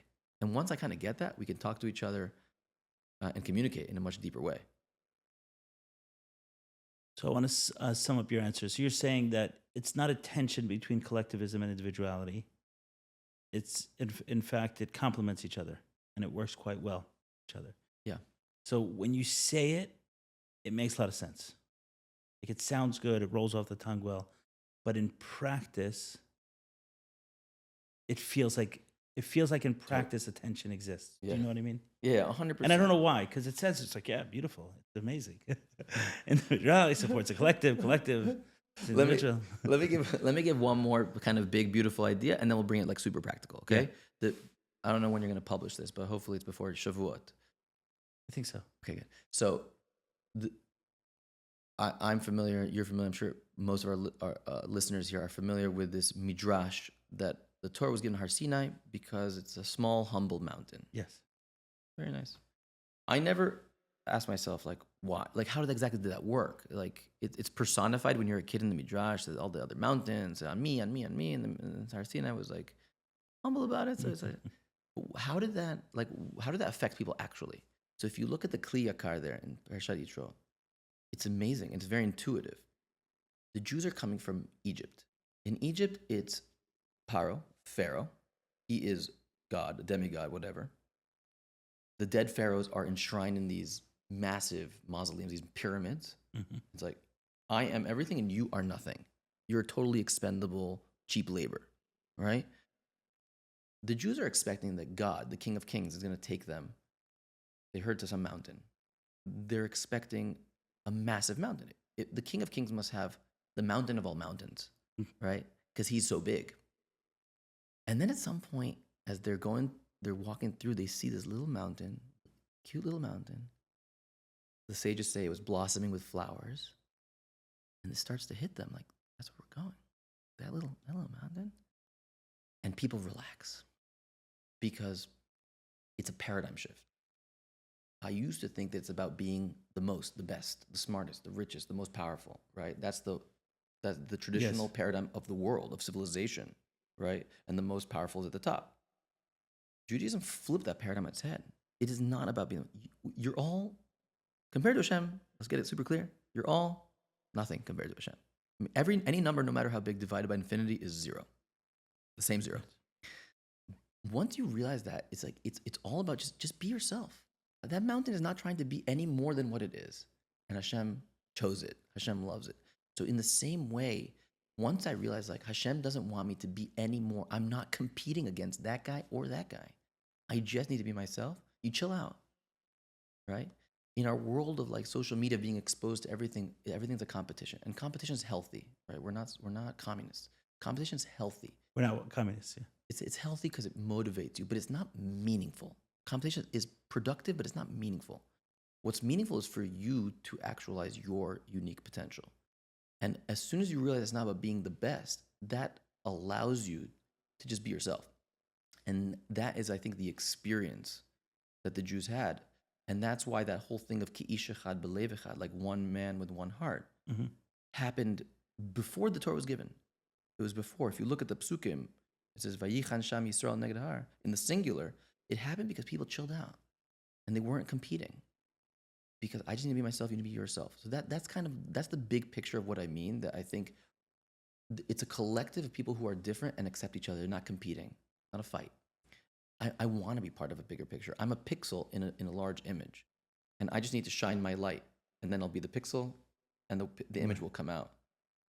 So I think that's the big picture of Judaism. Judaism is ultimately a pluralist concept. I think where pluralism was kind of like hijacked by the left, Judaism is pluralist. It's pluralist within the framework of Judaism. Define pluralism? Pluralism is like... For us who didn't go to Harvard. No, pluralism is like, there's a school here, Posnack. Mm-hmm. The Posnack school was, someone became head of school, his name was Dr. Richard Cuenca, and he taught me this. He taught me that he took away the name pluralism, because pluralism means that there's a reform minion and a conservative minion and a this minion and a that minion, and we tolerate all kinds of Jews. That's kind of like typical pluralism, tolerance, which sounds like a good thing. But he said that's a divisive way to see it. If I'm tolerating other kinds of Jews, I'm saying there's other kinds of Jews, and I'm Right. tolerating difference. I think he rebranded it as a community school, which is people are different, and that's okay. People are different, but we're all Jews, right? If pluralism is that we have to tolerate difference, so I think then anything goes, right? But if we understand that people are essentially different, you are different, and that's okay. Hashem made it that way. So then, let's say Shabbat. Try to make it practical. What is Shabbat? Shabbat is a minimalist holiday. I mean, just the things you refrain from. Chazal, the sages said you have to have a meal, be with family, basically. But that's a canvas. Like how you paint that on that canvas, it's up to you. Like your Shabbat table probably looks quite different from mine, and probably everybody. It's like a way to express your individuality within a set framework. The framework is set, but the individuality with which you fill it is variable. Yeah, makes a lot of sense. Yeah. So I think if you think about it that way, in Judaism, there's something that seems very collectivist, very we're all the same. But start thinking about like we all have to go to shul and daven, but it's not dictated how you imagine, what you think about, what you put emphasis on in your mind. Learning Torah. Torah is very big. What you learn, how you learn, it's encouraged. Your chidush, how do you see it? What's your unique vision of it? Individually is encouraged. It's as if these are tools to bring out your individuality, as opposed to squash your individuality.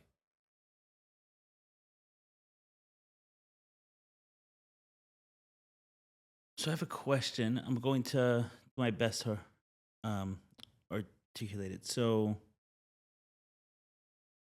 I grew up in an environment where that was 100% the energy, right? Like what you call the homogenous Orthodox community. Yeah. As a teenager, I went to Canada for school, and it was one of the first things I liked about it was a Chabad yeshiva, but I loved that there wasn't enough Jews to make up the community unless you were accepting of others. Right. So there was Sephardim and Lubavitch and beards, no beards, more tznius, less tznius. This was the community, right? And I loved it. So understanding why I have why I've experienced that growing up in Crown Heights makes perfect sense. When I'm talking to you about it, on the one hand, you've clearly thought about these subjects extensively, a lot of information, but on the other hand, the answers are almost like the tension doesn't exist. So I'm struggling to understand where was the thought given to all of these. You know what I mean? For sure. We can go autobiographical. So I became more observant in an environment, in a yeshiva that was like, chill. Everyone at their own pace, blah, blah, blah. When I finished that yeshiva, it's a 2-year program. They send you back. Most guys go back to America. They go to their field. That's like the model of the yeshiva. It's not to become Orthodox and go to kollel or whatever. Most people go back. So I had this idea that I want to be a rabbi. So I went to the Mir Yeshiva in Mea Shearim. Yeah. That experience was, I'm not trying to discourage anyone from going, but for me, that experience was more challenging than going to yeshiva in the first place. Because all of a sudden I was thrust into a world where it was like, you got to dress in black and white. You have to buy a hat. You don't have a hat? How are you going to show up to the Mir Yeshiva without a hat? That was very troubling for me. That sense of you need to conform is something I have a lot of tension with. Now, interestingly, I took my rabbi's advice. I went to speak to him. I was like, how do I deal with this? My rabbi is a very balanced, he appreciates... What made you go there in the first place? This place? The Mir. Oh, the Mir? That's like, I don't know, it's like where everyone goes. Like, like New York is like the city. Right. The Mir is like the yeshiva. It's like, yeah. I don't know. It was just, I didn't know where else to go. There's no good reason for that. I just kind of went. And the idea is like the city, like you could find there's enough going on there that you can figure it out. I guess maybe that was the attraction. So I asked my rabbi, it bothers me, like dressing in black and white, but I don't really care about clothing. I don't want to care about clothing. So he said to me something interesting. He said, if you wear your blue shirt and you don't wear a hat, you're going to be the blue shirt, no hat guy. And so people won't be able to hear what you have to say because they're going to be so like obsessed with the fact that you look different that they're not going to hear what you have to say. I was like, okay. So you're saying like if I just kind of dress like them superficially, then I'll be kind of like accepted and be able to communicate and influence and okay. Right. Now, I think that was good advice for that period of my life because that's where I said I wanted to be, so it worked. But then the problem is that like you kind of take that with you. So then I moved back to the States, and now I find myself dressing in black and white with a black hat. I only started doing it in the first place because like that was the norm in the yeshiva, and now all of a sudden it works the other way. Now my individuality back in America is that I'm the black hat, white shirt guy. Right. Like I don't really care about this in the first place. Why am I doing this? So for a while, I was davening in the morning in the Philadelphia yeshiva, going home, changing into my whatever colored shirt, khaki pants or whatever, to go be a rabbi in Penn's campus so I don't freak out the kids because I'm dressed. I was just like so like dizzy from the whole thing. I was like, I feel like I'm in costume. No matter where I am, I'm wearing a costume. So I said, forget it. I have a job to do. I'm just going to dress the way I'm going to dress at campus, and I'll deal with it. I'll be the blue shirt guy in the yeshiva. So that's the way I resolved it there. But again, a lot of tension, a lot of feeling of judgment, and getting over it. You know, I think a lot of dealing with judgment is just kind of like muscling through it and realizing like you'll live. You know, and actually, when I got divorced, I learned that because part of like divorce is like everyone's talking about you, everyone's talking about you. You feel that Right. it's true, whatever. And suddenly you realize like there's gonna be a new Lashon Hara next week, and and you'll live, right? And for me, that made my skin a lot thicker. And this process of realizing I don't need to fit into a box, which I think a lot of people feel in homogenous communities. And I just realized like I just don't because I'm living in two different places. So I'm just gonna bite the bullet and just Be me. be me. That's it. So there's a lot. Maybe I made it sound Right. too smooth, but there's been a lot of different experiences in different communities, and that's kind of what comes out on the other side. I got you. Okay. Yeah, I get it. Okay. Yeah, because I kept feeling when I asked the question, like the answer didn't recognize the question almost. You know what I mean? Yeah, like, yeah. And like the question doesn't exist. But then, so why do you have so much information about the subject? You're 100% right. It's such a funny thing. I just thought of it recently. One of my colleagues at work, I have a Yossi Manny, great guy. He's the dean of students. So I don't know what happened exactly. I don't know if a kid said something to him about why he wears a felt kippah or whatever, like a classic yeshiva kind of like. So he's like, I don't really care about the kippah, and he put on a kippah struga, a knitted kippah. And it was so wild because our brains are so hardwired. We're so judgmental that me, who I'm the individuality guy, and I don't really care about these like distinctions so much. Every time I'd see him, I couldn't help but think, because he would do it for like weeks. He did it for I think 3 or 4 weeks.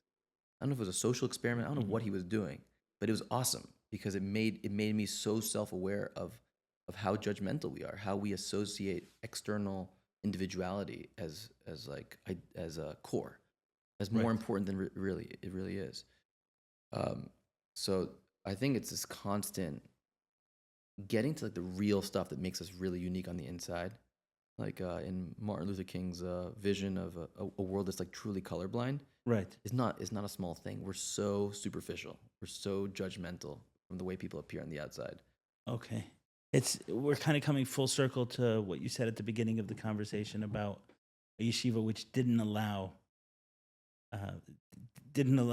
growing a beard or putting on a certain clothing. It's like, no, that's not the way we're going to change. Yeah. Here, we're not doing this skin deep.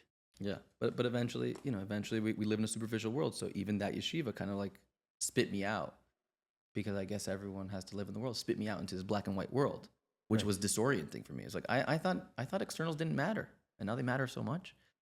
So, a lot of it is like going through that process again and realizing it really doesn't matter. I mean, you got to dress somehow, but it doesn't matter.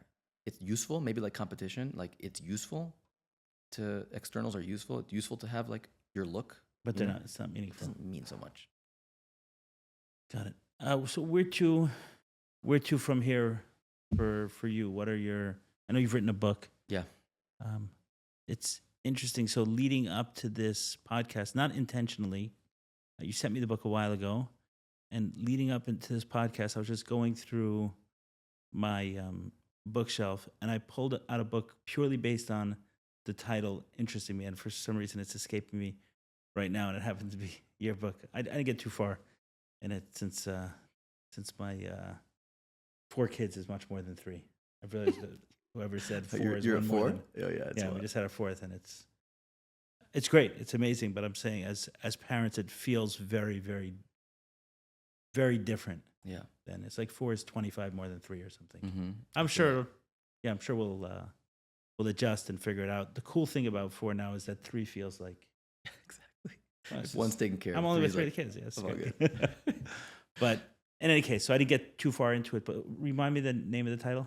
Nurture their nature. Nurture their nature. Okay, that's why I pulled it out, because I've been thinking about my kids. Yeah. Right, kids and kids stuff and kids Right. challenge. Right. I feel like since having a 4th kid, like now I'm a dad first. Like that's my. Yeah. Before I was like, okay, I also had a family. Now I feel like, okay, number one Full time. identity is dad. Yeah. Full time. 100%. So anyway, so I pulled out that book, Nurture Their Nature. So you wrote that book. Why? So I co-authored it with a friend of mine, Joseph Lin, who also is he's made it his life. He's a coach now. He's a Rebbe and he's a coach, and he really helps people find their path. He focuses a lot on career and marriage, and we wrote it together. Really, as our Rebbe's Torah, Rebbe Gershenfeld, who really gave this to a small group. He has a small yeshiva that I went to, the No Beers Yeshiva. And he really kind of gives a lot of attention and time to individuals to help them nurture their own unique natures. And we just thought, like, other people need to know about this, and they need to realize that this isn't like newfangled, new age stuff that's like being imposed on Torah. This is Torah. It's throughout Jewish literature.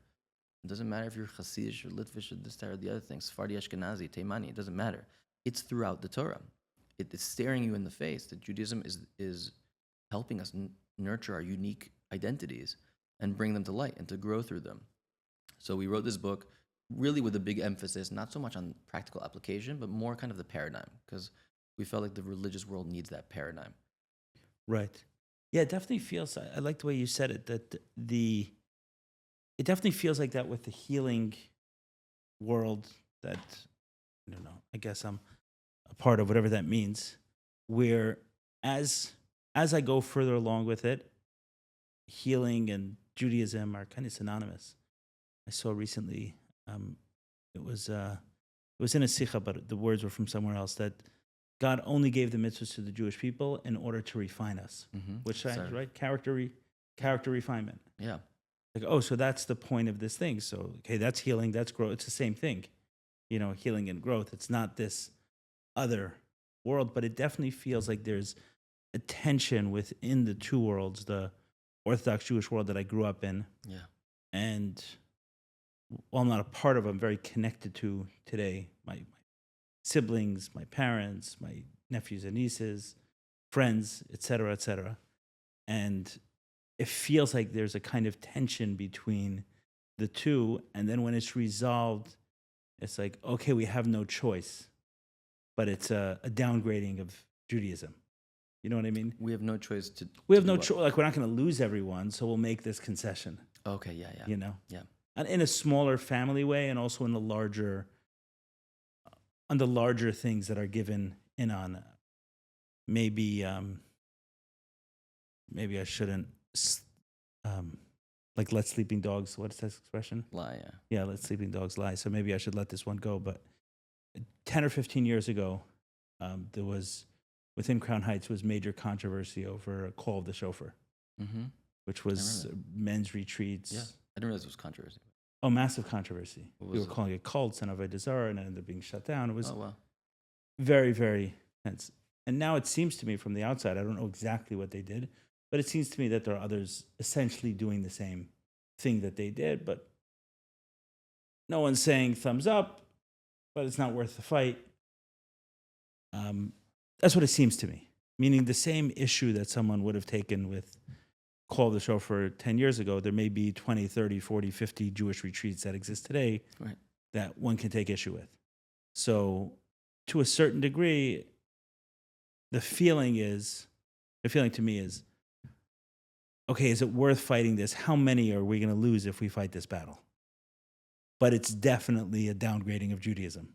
Yeah. That's what I'm saying. And the way you worded it is, what do you say? It's not some new age, Yeah. I don't know, Yeah. finagled thing. Yeah. It's that's being thrust upon Judaism. No, it is Judaism itself. Like just that catch line, like we should put it into.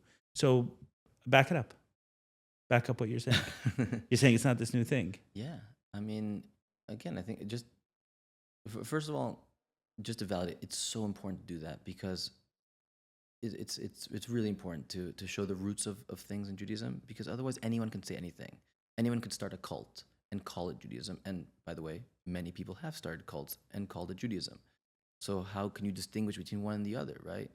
A rabbi is a rabbi, a rabbi. Well, it turns out that's not true. Yeah. Not every rabbi is actually drawing real, authentic Torah. There's limits to what's Torah. Torah is very broad, but Right. at some point it's like, that's not Torah. Yeah. Right. So you do have to show the roots of it, and every person needs to be honest with themselves and say, like, do I really believe that this is true halachically? I think first and foremost, that's the first thing. And then true to the spirit of the Torah. It's good to know, I would say critical to know, what's the source? Where does it come from? How do you understand it this way?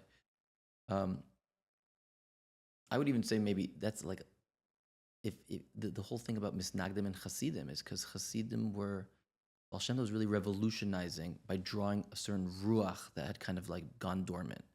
And so there's naturally a tension. Where do you get this from? We haven't seen this, right? Right. That's kind of like the hisnagdus is like, what is this? It's not the Judaism I know, right? Right. Not my grandma's Judaism, right? And it's kind of healthy. Like now that like that's what is it? What kind of dogs lie? Let the sleeping dogs Yeah, lie. that's kind of like a sleeping dog, But it's healthy that Judaism has that resistance. Yeah, I Natural. agree that the tension is a very good one. It's a good one. So I think for individuality, again, we mentioned that clearly Tanakh, like unquestionably, is chronicling many individuals who are radically different. The Torah very seldom editorializes the individual. Even someone like Esav, like the Torah never, in the Chumash, did not say he's a bad guy, right? It kind of lets you kind of almost decide for Is that yourself. right? What? Is that right? It doesn't. Yeah. I mean, I think later in Tanakh, it says critical things of Esav. Within Tanakh, Chazal for sure. Lavan. His name is white. How bad could he be? So it doesn't tell you the path. Yaakov Avinu has 12 sons. And the end of his life is he gives unique, personalized brachot to each one. That's like the vision, right? That's the vision. We say, Shema Yisrael Hashem Elokeinu Hashem Echad. Echad is an aleph and then 12, which is, by the way, the structure of the Mishkan and the 12 Shvatim. 12 what? The 12 paths, like there's 12 No, tribes. but what's the aleph that has Oh, 12? I'm sorry. Aleph, Chet, Dalet. So aleph is 1, Chet is 8, Oh, got Dalet is 4. So 8. Okay. Yeah. So there's 8 sons from Leah and Rachel and 4 sons from Zilpah and Bilhah. And there's the aleph, the ineffable oneness.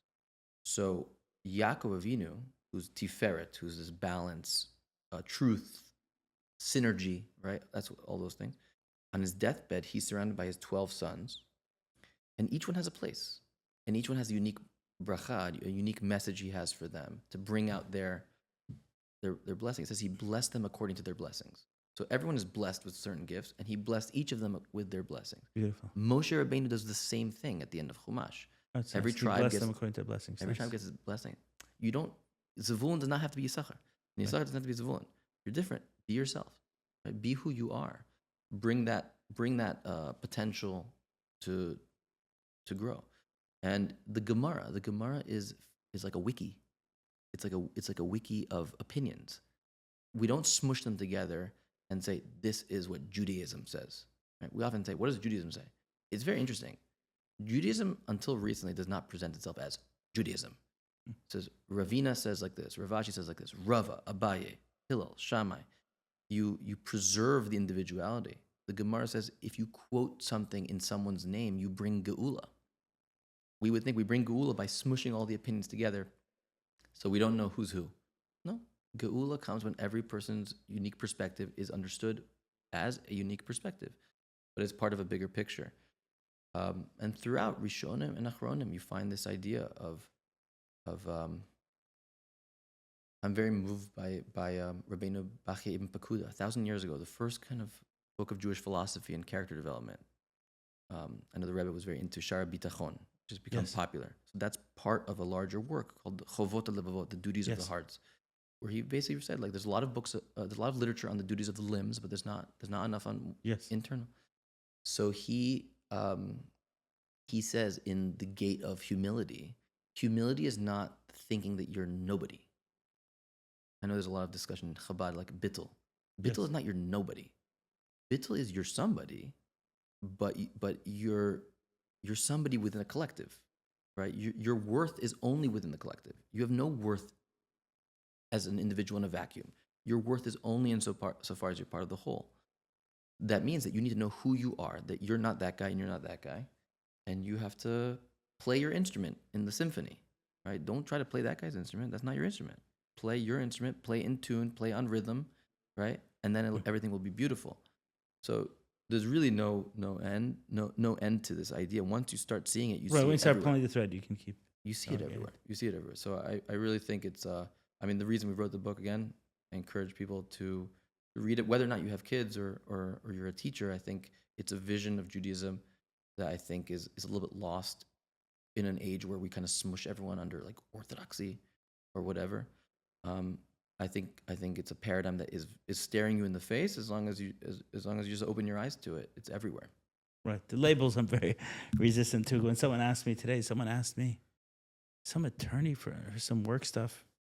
She explained her question afterwards at saying she was Asian. She grew up in California and was around a bunch of Orthodox Jews. Yeah. So when she saw me on the call with Amika, she's like, "Are you an Orthodox Jew?" And I had no idea what to do with that question. I was like, "I have Trap. no The trap. I'm like, "Am I Orthodox?" Like the Jew, I get, yeah. That one, yeah. I don't know what to do with the Orthodox one, but yeah. The Jew's great because I had this great encounter. I was in like lower Midtown Manhattan. There was a young Chabad kid doing Mivtzoim. I saw him in the middle of the street on 6th Avenue, literally on the crosswalk, with this like third string Seinfeld character. I think his name was Banham. I'm not 100%, but I think his name was Banham in Seinfeld. This guy, like a kind of like a C-list actor. And this kid is like talking to him, and the guy's like, "Yeah, I'm Jewish, but my arm, I don't have to prove my arm is Jewish," something like that. Okay. And the kid's like, "Are you sure?" And then he's like, "Yeah, I'm sure. I'm a Jew, and I don't need to do anything to be proved." Okay. The kid turned around and kind of walked back to my side of the crosswalk, smiling from ear to ear. I'm like, "What are you so happy about? You just got rejected by this guy." He's like, "Do you know who that guy is?" I was like, "Yeah, I think so. He's from Seinfeld." He's like, "I just got him to yell in the middle of the street, 'I am a Jew.'" He's like, "That was a win." Being a Jew is almost like it sets you up for individuality. It sets you up being okay, being different. In a world that's trying to like mush us all together, right? Where Irish, Italians, Poles, they become white. That's what happens to people in America. They become white, which means you have no identity. And then you put people into spiritual crisis because they don't know who they are, what makes them unique. A Jew is meant to be a Jew. And I think, yeah, that's a good label. I mean, that label is good. I am a Jew. I'm happy to embrace that. After that, Orthodox, okay, then Yeah, it's sketchy, right? But a Jew is a label that I like and I want to preserve because it celebrates being different. I ran this Shabbat with a friend of mine in a tech company in New York. He had this idea, open source Shabbat. By Scotty Jacobson and Eric Roseman. Amazing idea that at tech companies, they would do Shabbat meal at the end of the workday on a Friday. People would leave their phones and then they'd have a meal. Kiddush and everything. Great idea. And I was the rabbi. Jews, not Jews? Anyone. Anyway. So that's this funny thing that a lot of the Jews came because their non-Jewish colleagues said, "Hey, I'm going to this Jewish thing tonight. You're going, right?" Right. Like, no. Are you not going? Aren't you Jewish? So the non-Jews would schlep the Jews. It was awesome. We talked, Fabrang, L'chaim, singing. At the end, this non-Jewish Christian guy grew up, I think in South Carolina, came up to me and said, "Rabbi, I loved it." Right? I knew he was not Jewish in particular. I was almost sure he was going to say, "How do I convert?" Right? That's not what he said. He said, "Seeing you guys do your thing, like so authentically and happily, makes me want to reconnect. I've kind of drifted in New York, which happens, people, I guess, Yeah. that they just kind of want to become New Yorkers, right? and I'm gonna call my parents tonight. I wanna just reconnect to my own Christian upbringing, my own values. I said, that's awesome. Like, that's really our vision of a messianic period of Mashiach is all the peoples of the world remain themselves. It's just indivisible, under one God, indivisible, right? With liberty and justice for all kind of thing. But everyone's themselves. It's purified from idolatry and paganism and divisiveness, but we are different, right? That's a 100%. uniquely Jewish vision of utopia. We're not all Muslim. We're not all Christian. We're not all anything. Jews are Jews, and the people from the world retain their cultures, right? I love that experience. That experience really helped me understand that Judaism is about being yourself, inspiring others to be themselves. My wife says if a person's comfortable in their own skin, people are comfortable in their own skin, right? Right. People around them become right. Exactly. Like if you're authentically yourself, like, oh, okay, I can be myself also. I thought I had to pretend to be like, right? So when people are comfortable, they make other people comfortable. So I started asking this before, but I'll ask it more clearly in regards to the book. And it feels to me, sitting across from you as well, that there's an aspiration beyond having an impact on one school, that there's something larger that you're pulling towards. Am I? Yeah. So what is that? I'm a teacher through and through. You know how you get like promoted to incompetence? Mm-hmm. So it happens in the nonprofit world. I mean, I'm fairly confident as an administrator, but I'm a teacher. Like really, I'm a teacher through and through. I love teaching and I love mentoring. I love helping people navigate their life. So part of me wants to have broader impact. I have this website called The Expression of Life, basically named after this idea that Torah is the expression of life itself, right? Once you understand the principles of Torah, it's teaching you about life. And I write in a way that can be read by Jews and non-Jews. Because if it can be read by non-Jews, it can be read by a Jew who doesn't really see themselves as a Jew, right? So I write in universal terms. So I love teaching. I want that to reach more people. I'm starting something new called 0 to 1 Torah, which I'm launching soon, which is to help people have tools to be able to actually learn Torah, adults, which I think is one of the most magical things. When an adult is like, oh, I can't learn Torah, it's not for me, it's for rabbis, is able to start learning and see the depth of it and see it with their own eyes in Hebrew. So that's an aspiration to reach more people. But I don't want to be just an online rabbi. So I always want to maintain some major foot, a right foot in IRL, in the real world with people, because that's where the ideas kind of like hit the ground. Yeah. Yes. I don't see one-on-ones as a means to large impact. I see large impact in a certain sense as a means to one-on-one interactions, because at the end of the day, people have their own questions, what it means to them practically, and that's, if it doesn't come to that, to me personally, it doesn't feel fully meaningful. If I give a class and there's 60 people in the class, I give like a weekly class in Aventura. Some religious, some not religious. Yeah. It's a lot of fun. Older people in their 20s, 30s. Sometimes I give a bad class, and you could hear a pin drop afterwards. That's not good. It's like, okay, I'll see you guys next week. But when people want to come up to me and they want to talk to me and they want to process it afterwards, that's like, okay, this is good. Right? The class was a means to that interpersonal one-on-one connection. Okay, I like the analogy. Yeah. So I'm a little bit torn because I kind of try to do both. So I try to find time for my writing, and I record as a podcast, and I'm trying to write my next book. But at the same time, I really care about people. You have a podcast? Yeah. What's it? It's basically my writing, The Expression of Life, which people call it XL for short, Expression of Life. So yeah, it's on Spotify, it's on cool. on Google Podcasts and Apple and So what do you mean by your writing? Right now, I'm doing a series on Hebrew. I just find that we're, as people, So the podcast is spoken. So it's spoken, yeah, it's spoken, yeah. So far, no guests. Yeah, basically, I take the things I write and I kind of speak it out, so people who prefer listening to reading can understood. Hear it. Yeah, it's and it's called The Expression of Life. Yeah, got it. Yeah.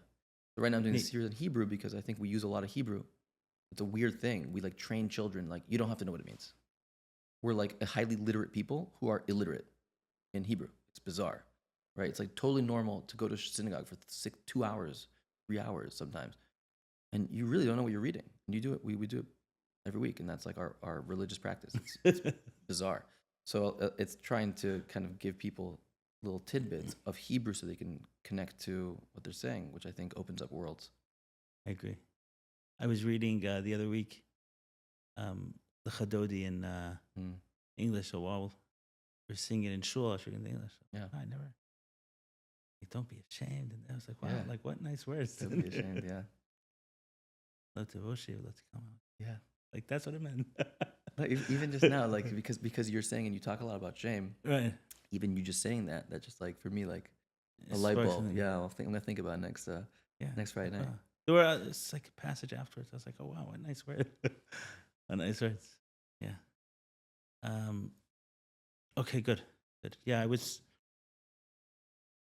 fine. I want to make sure I gave voice to that Thank you. question that was sitting inside, that there seems to be a tension. I feel like I have some of it in my life. As I began doing this, I don't know, this kind of work, whatever it was, Yeah. right? Speaking, I don't know. It's taken on many different faces, but it was clear there was a passion to do something within, I don't know, social impact, for Yeah. lack of a better word. It started with speaking about child sex abuse, and it Yeah. moved to speaking about pornography, and now I don't even know what I talk about, but just talk. There was this desire to get out of the business world. Like, let me just like sell my business, put enough money off in savings, and I'll live off the I don't know, dividends or whatever else. And Yeah. you know, I'll live modestly or okay or comfortably, but I'll be able to focus full time. And every time I tried selling my business, it just didn't work. And eventually I got the message. Like, obviously I'm not meant to sell it. And now I see it especially true with myself and Mayor Collins, and we do these retreats Yeah. every few months, and they've been very impactful for me and supposedly for the people who come as well. And there's something about that, me being in the real world, right? Yeah. In the real world with Yeah. a job and, you know, business struggles and those kind of questions and tensions, and then stepping into the retreat world where I feel it feels much more real when I'm speaking to someone and they're hearing something from me. Not to take away from anything from the people who do that full time, right? That's all they do. 100% of the time, they're, for example, Mayor, right? Mayor adds a very important element. He's in that world. He's studying. He's understanding. There's an expertise he has by just over and over. He's led how many people through breathwork now? So he takes you through breathwork. You're number 5,000, let's say. Right. That's been with him. There's something to that, and that can only happen with doing it constantly, and that's well represented on the retreats. And then I feel like part of what I bring is that being in the real world, even though there's a real tension. Sometimes, last retreat I showed up, I had a very stressful day with some business stuff, and it took me a couple hours just to get into this totally new energy of people who are into healing. And I'm thinking about the conversations I had. So yeah, on the one hand, it took me longer to land, but then when people are in that space, I'm like, dude, I know the struggle. Like, this is my 100%. life. Right. And Mayer couldn't do that on his own, right? I mean, he could do it more theoretically, but you're living it. You're literally coming from work, just like the other guy coming from work. Right.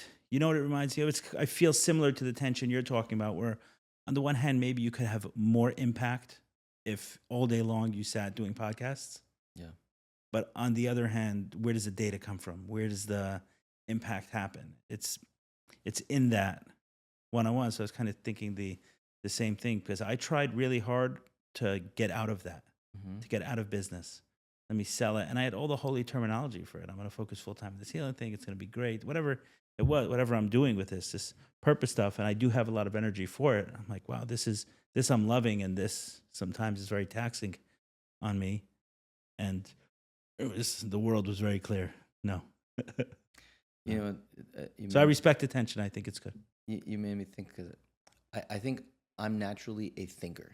And some of the feedback I've gotten, you gave me the feedback even today, that like maybe the ideas are sometimes too abstract. Like even when you asked me, like you made it sound too smooth. Like where's So I think for me personally, I feel maybe instinctively that if I were to go into an ivory tower an intellectual ivory tower, my ideas would not impact because they'd be too abstract. They'd be too thoughts. They'd be floating thoughts. Right. For me personally, being in the world makes my ideas more real, more rich, and more relatable, which is ultimately what I want, right? So I think everyone needs to know, like, spiritually what they need in order to be whole. And so for me, balance is vital. Right. Years ago, I was part of a peer-to-peer consulting business group. Mhm. So it was, either owners or CEOs of companies. So the group was used to be called Tech, now it's called Vistage. Mhm. And, once a month you get together, you kind of spend the whole day. Yeah. Often we'll bring a speaker in the morning, and then we would sit around and discuss business issues. Maybe every month, 3 people would have an opportunity to present, let's say in a group of 15 of us. And then you'd get advice from people who are on the ground working as well. And that was qualitatively different than bringing a consultant into your business, who that's what they did. They consulted, and yes, they may have good advice, but they don't have the employees, the employee dynamics and the, struggles with banks. They're not living that the way the guy bringing the question is. And it was just so much more real. I was like, yeah, this is real life. These guys are dealing with real life. And yeah, the consultants have read more books and they're more polished and they may have an easier way of delivering the information, but this guy just dealt with the problem last year. Yeah. He's coming from there. So I respect attention. I like it. And it was hard to do both, but you got big feet. So figuratively and literally. But you just going back to examples in Torah that show this, like, partnership is so apparent throughout Torah. You see, like, Moshe and Aaron, like, it's like a little redundant. Like, why do you need both? Right. Like, either Moshe or Aaron, right? What's better? Is it better to go up to the mountain, or is it better to stay with the people? And the answer is yes. They're both. You need someone to specialize. You need the Moshe who goes up to the mountain, who specializes in the ideas and the clear transmission. You need an Aaron. You need someone who's with the people, who knows the people, who can smell the paint, kick the tires or whatever, right? That's Aaron. Right. And Moshe can't do the work without Aaron. He really can't, because he's just coming down, just giving over Torah, but there's no receptacle for it. Right. Yeah. Just to close on this thought, I feel like this is certainly true in Chabad. I'm not sure if, actually, I'd be interested to hear from you if it feels that way in other parts of the Jewish world, but we're a leaderless group, right? Chabad is certainly very strongly felt. And I don't, globally, I'm not sure that there is a clear Jewish leader that this person speaks and everyone listens. And it seems to me, just to throw out some names, let's say at the time of the Baba Sali, he may have been universally recognized as someone, the Baba Sali said. And I don't know that we have someone clearly that fits in that camp today. And of course, on the one hand, we say we're missing something, but obviously looking at it a different way, that everything in the world is perfect. I think it makes it easier to step into that individuality when we don't have one specific leader that we have to model. It makes it easier to spend. Right. When you have one leader, everyone feels like they have to match up. I sometimes think about this as a very superficial, non-Chabad thought, like the way Chabad people pinch their hat. Yes. Like, that's like, you could tell it's like before anything else, like if you just saw their hat, like, it's a Chabad person wearing the hat, right?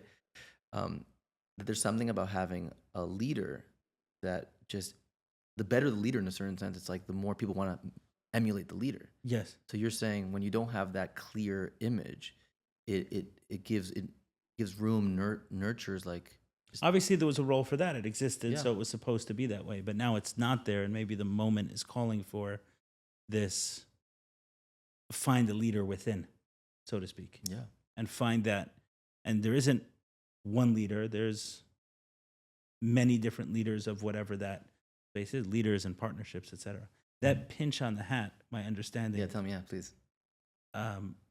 So probably the Rebbe's hat once got smashed out for bringing it that way. I mean, Okay. I don't know. Okay.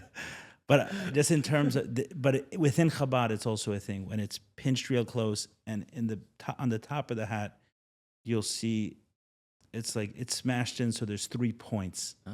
So instead of it being like an oval, Uh-huh. the back of the oval is pushed to 3 points. and that's all, like it's a Chabad. Chabad think. Chacham Bina Dat. It's possible. Oh, I okay, don't yeah. know. Maybe that's what someone will say. It could be out of Yeah. bringing someone's hat was smashed that way. I don't know, Right. but that's where it came from, which is very interesting. Because when I grew up in Crown Heights, if someone walked in, let's say with a casquette or anything else, you're viewed very, very differently. Yeah. But in terms, if you look at how the fedora came about, the previous Rebbe wore a shtreimel, Yeah. and the Rebbe bucked that trend, but we weren't communicated buck trends. We were communicated wear a hat with exactly this pinch. But I was communicated buck You got trends. the That's message. what You got the message that I felt I got from the Rebbe loud and clear was, yeah, like consistently when I read his work and when I tap into his energy, a very bold, relentless.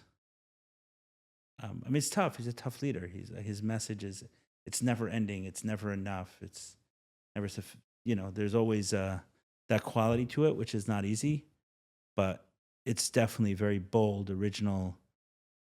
And we just see it in his writing. So this, where he'll take a point and say, it doesn't make sense. I mean, who are you talking about? You just like quoted Rashi, say it doesn't make sense. Yeah. Just quote the next guy. You like just eviscerated like 20 generations of sages in 8 pages. Yeah. And then you come up with your own idea. That's pretty bold. Very bold. Someone just told me, David Schrader, who I just met recently, he just told me this Maisa, I don't know if it was 6th Lubavitch Rebbe, 5th Lubavitch Rebbe, one of the Lubavitch Rebbe's passed away, and he had a bunch of sons. And he didn't appoint a leader. Somebody had to figure out, somebody within Chabad, within Lubavitch had to figure out who was the next Rebbe. And like there were a few sons who were like dancing, like almost like obligation. There was one who like stopped dancing. He's like, that's the Rebbe. Again, I don't know the story well enough to tell you which one. He said, that's the Rebbe. Why? Because if someone's dancing out of an obligation to dance, on some level they're a follower. Someone who does what they feel is right in that moment, that they're not, that's a leader. A leader has to lead, has to be able to buck trends when necessary and choose a path and not necessarily do what is expected. So I get that very much, that sometimes I've gone against my own Rebbe's advice, because the biggest, deepest lesson I've gotten from my Rebbe is this idea of like, do what's right, use your da'at, right? Take advice, but make your own decision because it's your life. Right. And so oftentimes I've gone against what he advised me explicitly to do, but I never felt like I was going against him. I felt like I was actually like listening to him. Listening. Right. Very interesting. Yeah, I think the moment is calling for a generation of leaders to be born and to feel confident in doing so. I think that's what the moment is. Maybe we don't just need one leader. We need like every single hero from the Bible to be resurrected. Yeah, they will. Within us. Yeah. The Ramchal opens his work. He says, the root and the foundation of a full service of God is to clarify and make true for yourself what is your personal obligation in your world. So he says it's a very packed line. Say it again. The root, the foundation of Chassidut, he actually says. Yeah. He wasn't a chassid in that sense, but he talked about chassidut, like doing the spirit of the law, the foundation of fulfilling the spirit of the law, and the root of a full divine service is to clarify and make real for yourself what is your obligation in your world. So, like, kind of like to your point, like every person lives in their corner of the world. What does it mean, your world? My world, different than your world. We work in different sectors, different segments, and every person's corner of the world is actually different. You have a different network, you bump into different people, right? And then every person has a different set of gifts. So you need to figure out, Hashem gave me these gifts, and Hashem put me in this corner of the world. So how can I use my gifts to make this corner of the world better? If you clarify that and you make it real for yourself emotionally, then that's the foundation of all decisions. Every decision you should make in life, every major decision should be a function of that. This is what I'm meant to do. It's not what you're meant to do, it's what I'm meant to do. And it also serves as the root, like the organic, like energy source for that, to do it with like a full heart, full service of God. It's an amazingly packed statement, but it's applicable literally to everything. If you don't know what you're doing, so then you're always like, what are other people doing? Right. Right. Exactly. You do know what you're doing, you know what to do, and you do it like full-heartedly. Oh, amen. Yeah. Thank you so much, Jack. Appreciate you you so coming much. out. Thank Yeah. you for the work you do and the books you've written and the message you're sharing. Thank you. I hope many people listen to this, follow you, and hear more of what you have to say. Yeah, that's the same for you. I really appreciate the way you run these conversations. I think you really, to the theme that we've been talking about, you really create a space where people can speak in their own way. And you have different sorts of people on this podcast, but everyone says things authentically. They're not trying to fit into any particular prefabricated mold. So that's to your credit. So keep doing that. Thank you so much. It's a huge service to Thank you. the Jewish people. Appreciate it. Thank you. We need real in real life. RIRL. Exactly. Thanks, Ellie. Thank you.